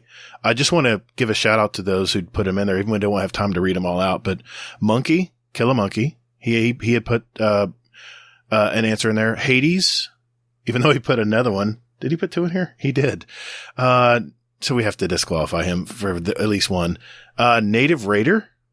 I haven't heard from him in a while. He's kind of new to our Discord. Thank you for provide an answer to our question. Dorrath, who I just mentioned, him and his buddy, we brought through a raid together. Ronan Red Lion. That was last week, but yeah. Yeah, last week, exactly.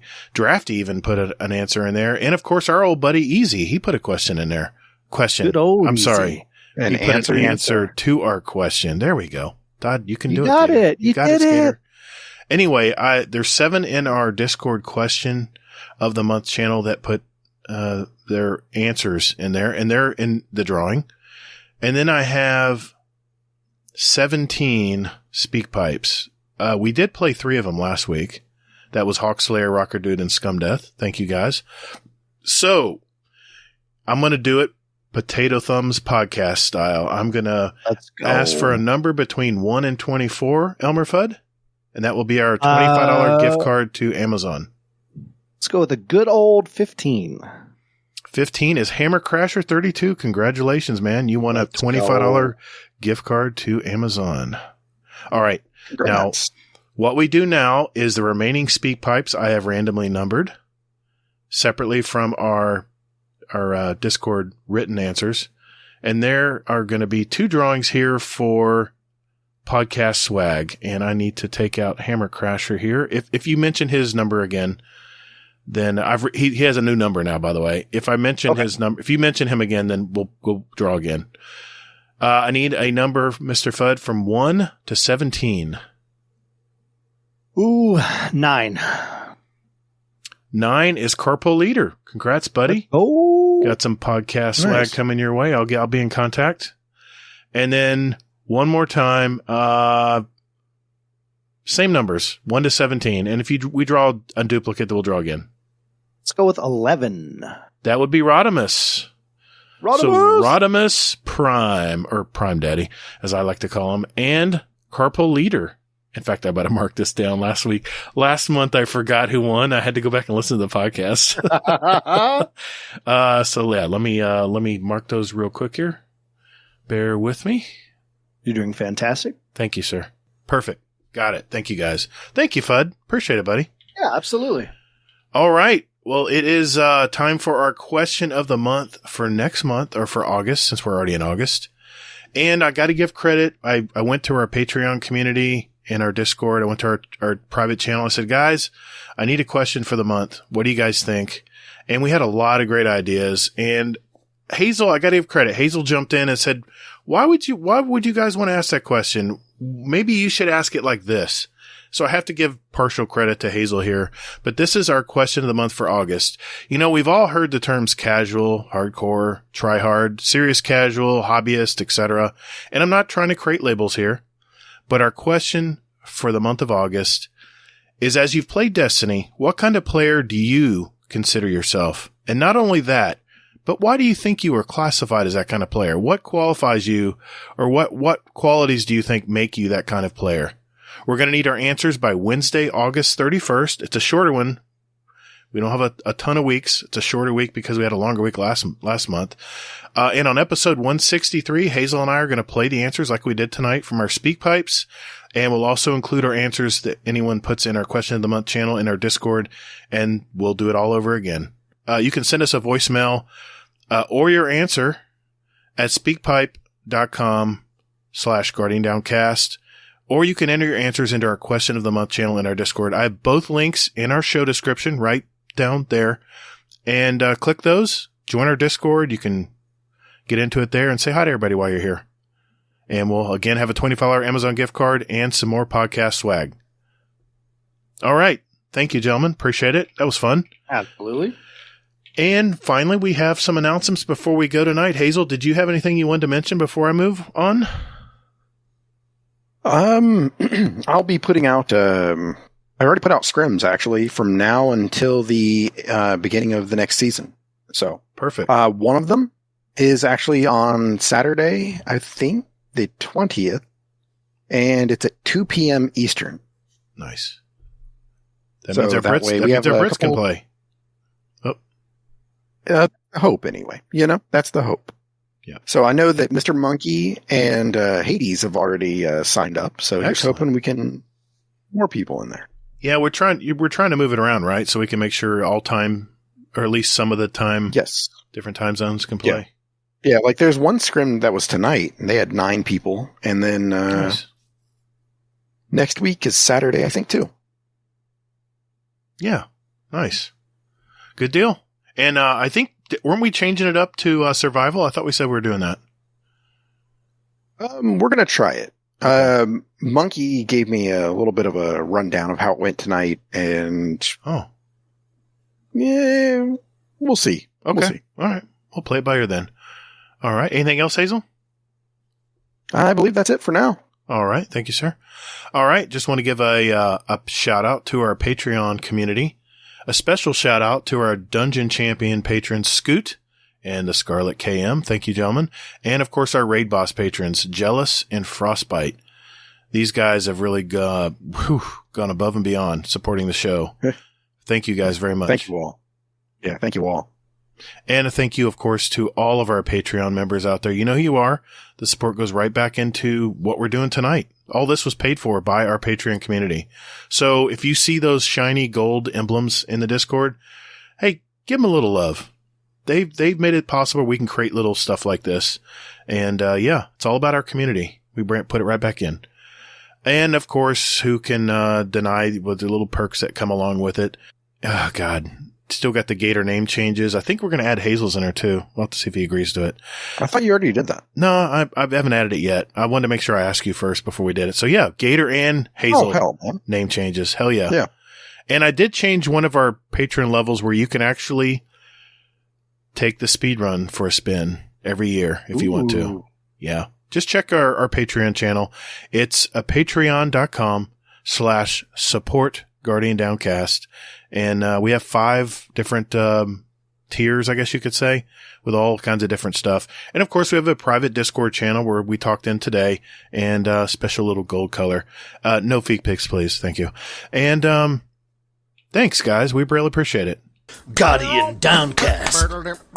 Guardian Downcast. Yeah. Guardian Downcast. This is an intro. Guardian Downcast. Guardian. Not copyright. Guardian Downcast. All right. Thank you, Mr. Fudd. Oh, here he is. I forgot. Oh, hey. Hey, it's Mr. Fudd. Final segment of our show, guys. Before we end the show tonight, we, of course, wanted to pick some beautiful music. And let's start with you, Mr. Fudd. What'd you pick for us tonight for our playlist? Yeah. I'm not sure if it's on here yet, but the band is Seatbelts, and the song is Tank! We definitely... Exclamation point. Do you have this? Tank! Exclamation point? So. I don't think so. This is one of the most incredible theme songs in the world. Well known for the theme song for Cowboy Bebop. Oh, you're talking about the Netflix one, right? Or is this the actual anime? I think they used the song for both, right? Did they? I think I only watched the first episode of the live action one. I started watching the anime. It's really good. I like the style too. It's really good. Yeah. Good for you. But yeah, I know. It's incredible. I got shamed into watching it. How's the... No. Don't you fucking start with that. No. You started watching anime I was curious. Because Jordan Peele said, no, you weren't even curious. Yes. Jordan Peele said that he gets his ideas from anime. And you were like, well, gee, I should check that out. That is a true statement. God and everybody saying this. And he was on Smartlist, by the way. That's where I heard that, the Smartlist podcast. So, yeah, everyone you know loves it. I wonder if it'd be good or not. Weird. I know. Oh, fuck them. I want to go to somebody I don't know and get their okay, fine. I don't know. I always thought anime was like something that came before me, and then I really never got into it. I don't know. Came before you? Dragon Ball. Everything came after you. Yeah, everything came after you. What did I say before? I mean, I came before. Yeah, never mind. You have kids, obviously. Yes. A lot of this stuff was produced after I was a kid, so I never really. The cartoons I got drawn into were Scooby Doo and anyway. So yeah, long way of saying, Fudd, we do not have that in our playlist. Thank you, sir. Yeah, no problem, buddy. Great pick, fantastic song. Great pick. I'm glad is this the first one you're watching? What, the Cowboy Bebop? Cowboy Bebop? No, Yeah. actually, Dragon Slayer I like the best so far. Oh, that one's good. Yeah. And they, Good pick with Cowboy that they Bebop, sit though. there and explain things like what's going on in their mind before they actually do something. I'm like, you gotta get used to that. But I like it. I'm proud of you. Legit. I'm really proud of you. I mean, like man. he'll say, Oh, wow. "Well, he did not kill his daughter or sister, and yet she is possessed with a demon. She did not kill him. I wonder if." I'm like, "Are you going to do something here or what?" I mean, I just wasn't used to the style, but it's was definitely cool. a different style. I No, like get it though. I like the story plot. It's good. Good for you, man. Yeah, I'm growing up. Hey, Gator's growing up. All right. Look at that, folks. Holy shit. It only takes a third party who he doesn't know to Hey, I've always been curious, but I just lying. Remember, it had to son be of a celebrity because he's on their plane now. So what were we just saying Yeah, about blowing off exactly. celebrities that we don't freak out about? Yeah. Were we just saying that? Okay. All right, Hazel. No, you were the one saying that. Okay, that's right. Hazel, what did you pick this week, man? Did you get a song this week? Yeah, of course. I went with Damn by Jairus Johnson. Ooh, good pick. Okay. Very cool. I haven't heard that one. I'll have to see when I put it in. If you guys could definitely post that in our private chat here, I'll pin it. There we go. All right. My music pick this week, I just find these, I don't know where I found these guys. It was just out of left field somewhere. And I was kind of into a metalcore kind of mood this week, kind of like something with heavy guitars and stuff. This band actually took their name from the street where their home rehearsal space and where they performed their live venues was located. They're an Australian metalcore band. They're right out of Byron Bay, New South Wales. It's a little, I know we don't know where this place is, but it's a little beachside town about 500 miles north of Sydney, Australia. They formed in 2003. They have released 7 studio albums.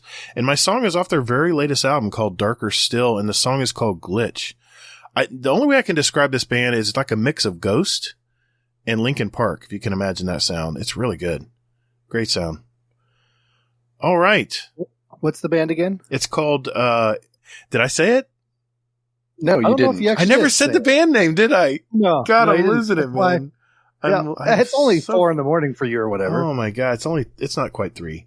I never wrote the band name down.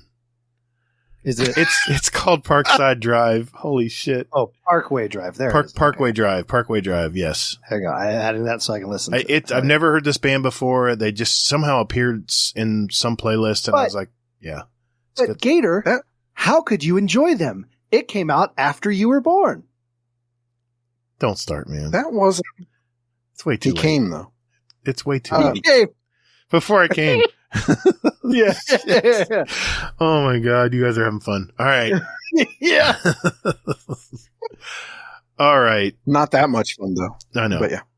That's another episode in the can, guys. For all of our listeners out there, we have 158 other episodes from gamers all over our community. So take a look at those, especially if you're just finding out about us. And our listeners, hey, I'm talking to you in the car right there. Do us a favor, man. Hit that share button. Tell a friend about us.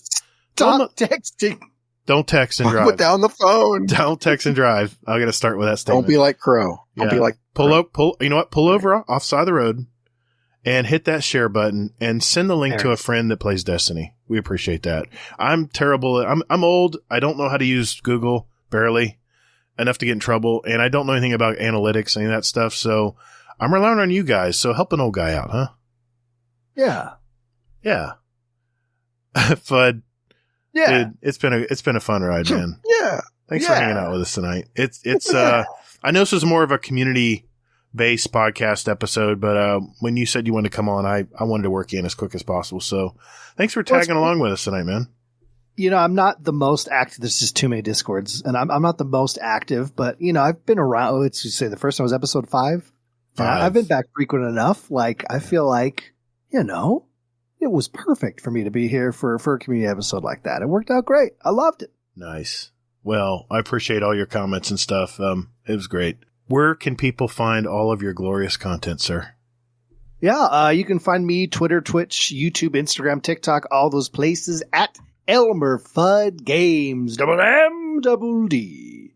And my podcast, Just Some Gamers. Just look us up on all your podcatchers. We're out there. We will record again someday. Hey, love you.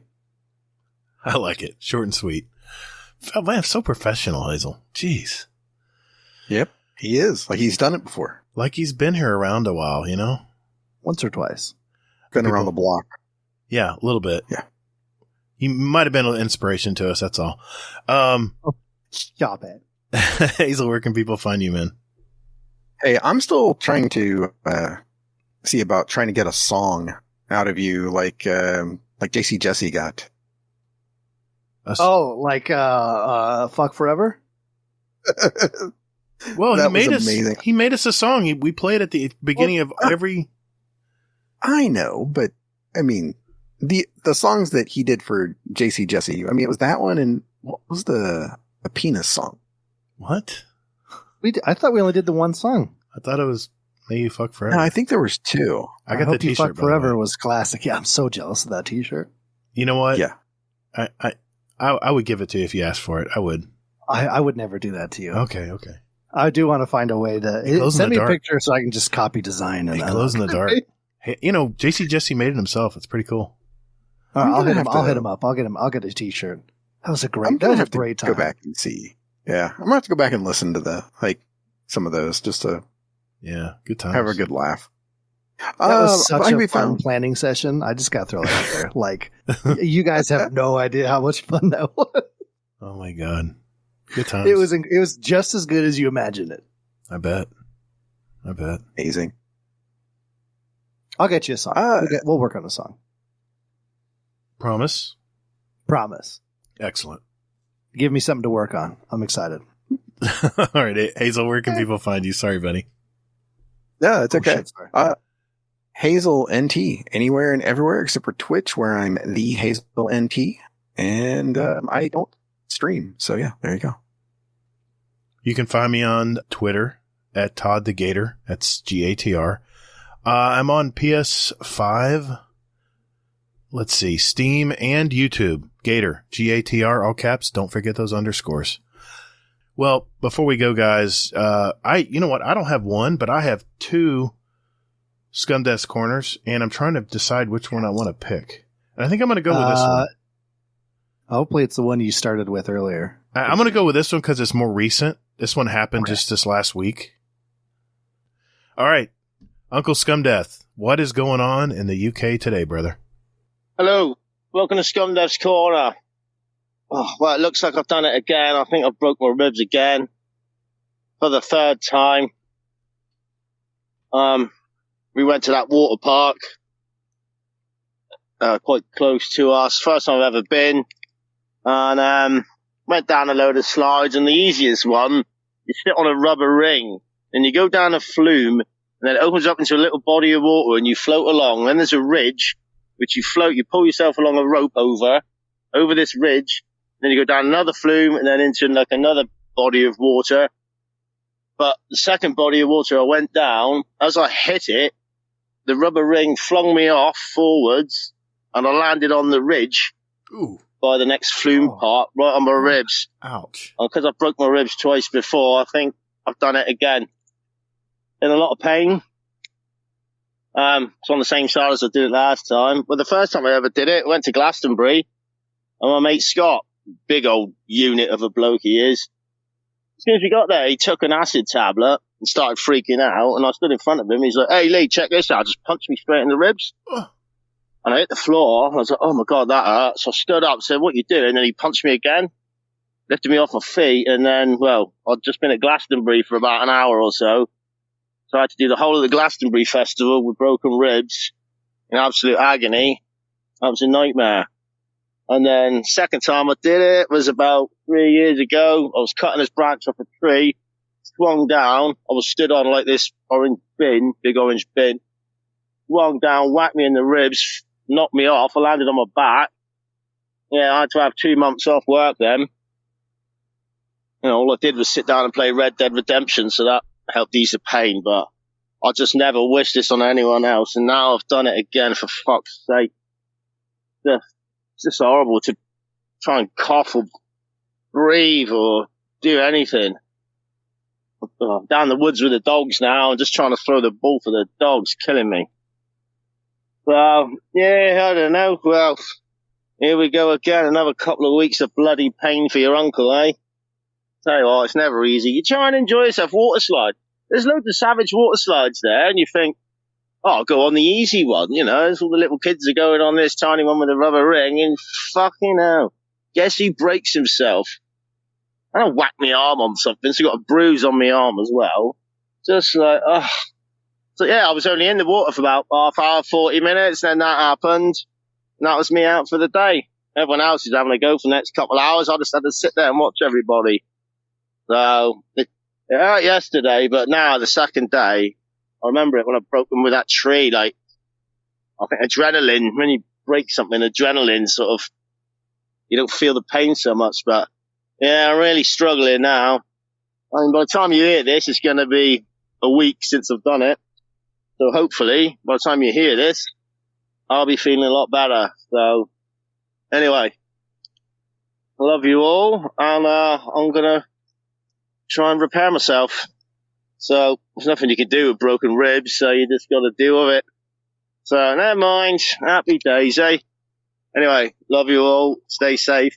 And watch them bloody flume slides, water parks. They're bloody dangerous. Goodbye. Love you all. Man. You can hear the pain in his voice. He's in pain, and he's still sending a Scumdeath's Corner to us this week. Oh, you know, he got excited the second he was in pain. He's like, yes, I have something to record for them. I've got content. Yeah, exactly. I'm telling you, I don't know how I feel like he's that kind of guy. It's crazy, man. It's crazy. I love that guy. I hope to meet him one day. I really do. Yeah. I hope he feels better. I mean, yeah. Oh, that was sent last week when he went to the dog park. So he sent another one for this week, but that'll be for next week. But it's nice to have an extra one. But man, Uncle Scumdeath, have any of you broken your ribs before? I haven't broken it. No, I mean it's been do they just? I haven't broken them. Do they just like kind of hang there and they just grow back together? I've never broken a rib. I don't know.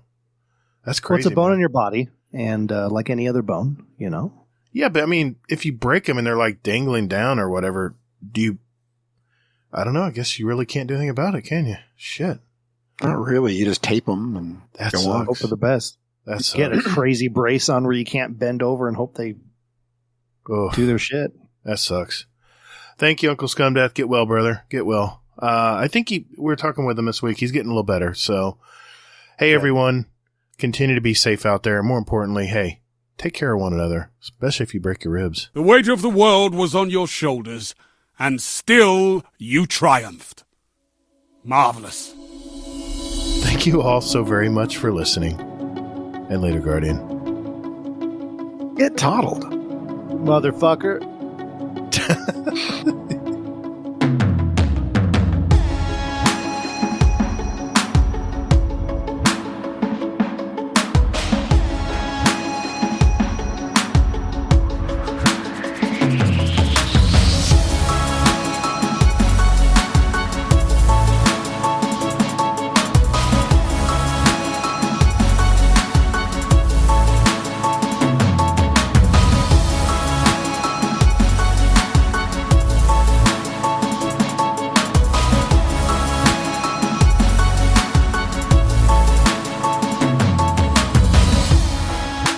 Man, that's great, man. That was a fun night. Hey, it was a great night. Hazel lost his internet, had some technical issues, and Fudd was like a champ. He was like Fudd was a champ though, going over the top. I was a scared little boy going, what do we need to talk about in here?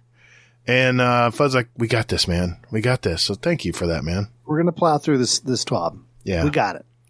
Nice. The emotional support he needed. Exactly. He was so scared, dude.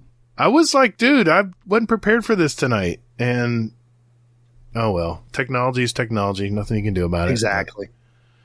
We don't all have, recording studios we can go to. So exactly. We do what we can. Well, thanks for hanging with us, Fudd, man. Another great episode, dude. Another great episode. It wasn't 4 hours. It was close, but it wasn't quite there. I told you we weren't going to do that. I told you. I told you it'd be 5 hours. My wife wrote that, by the way, that message. She was in the car. I was driving. I couldn't text and drive. My wife was texting for me. I said, tell him this. And then she puts, it's not going to be 3 hours. It'll be 5. I said, no. If you do it right, you would have sent, it's not going to be 3 hours, send it, and then go ... It's going to be 5. That would have hit him a little bit. Anyway. It was fantastic. She's like, dude, I know how to text. I got tech savviness here. Come on. Man, I had a great time at Topgolf tonight. That is fine. I hope to do that again. So. Yeah. Well, you guys have a good night. I know it's late. Thank you for hanging in there, Hazel. I know it's been a frustrating night, man. Well, thanks, gentlemen. Yeah. I'm going to, I got to do another podcast in the morning, so I'm going to get this taken care of. And yeah, I know. I'm going right to bed. No TV shows for Gator tonight. Y'all have a good night. Good night. Love you. Have a good one. Kisses. Love you, dude. Thanks. Smoochies. Mwah. You're my favorite. No, you're my favorite. I thought I was your favorite. Oh, no.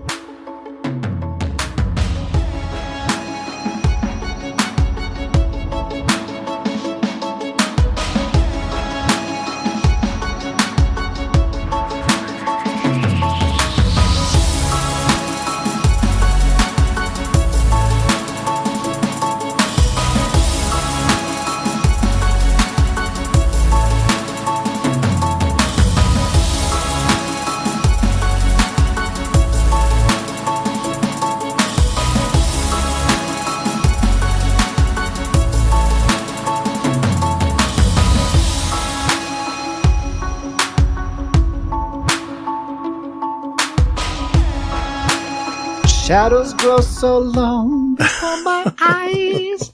Sorry, what are we doing?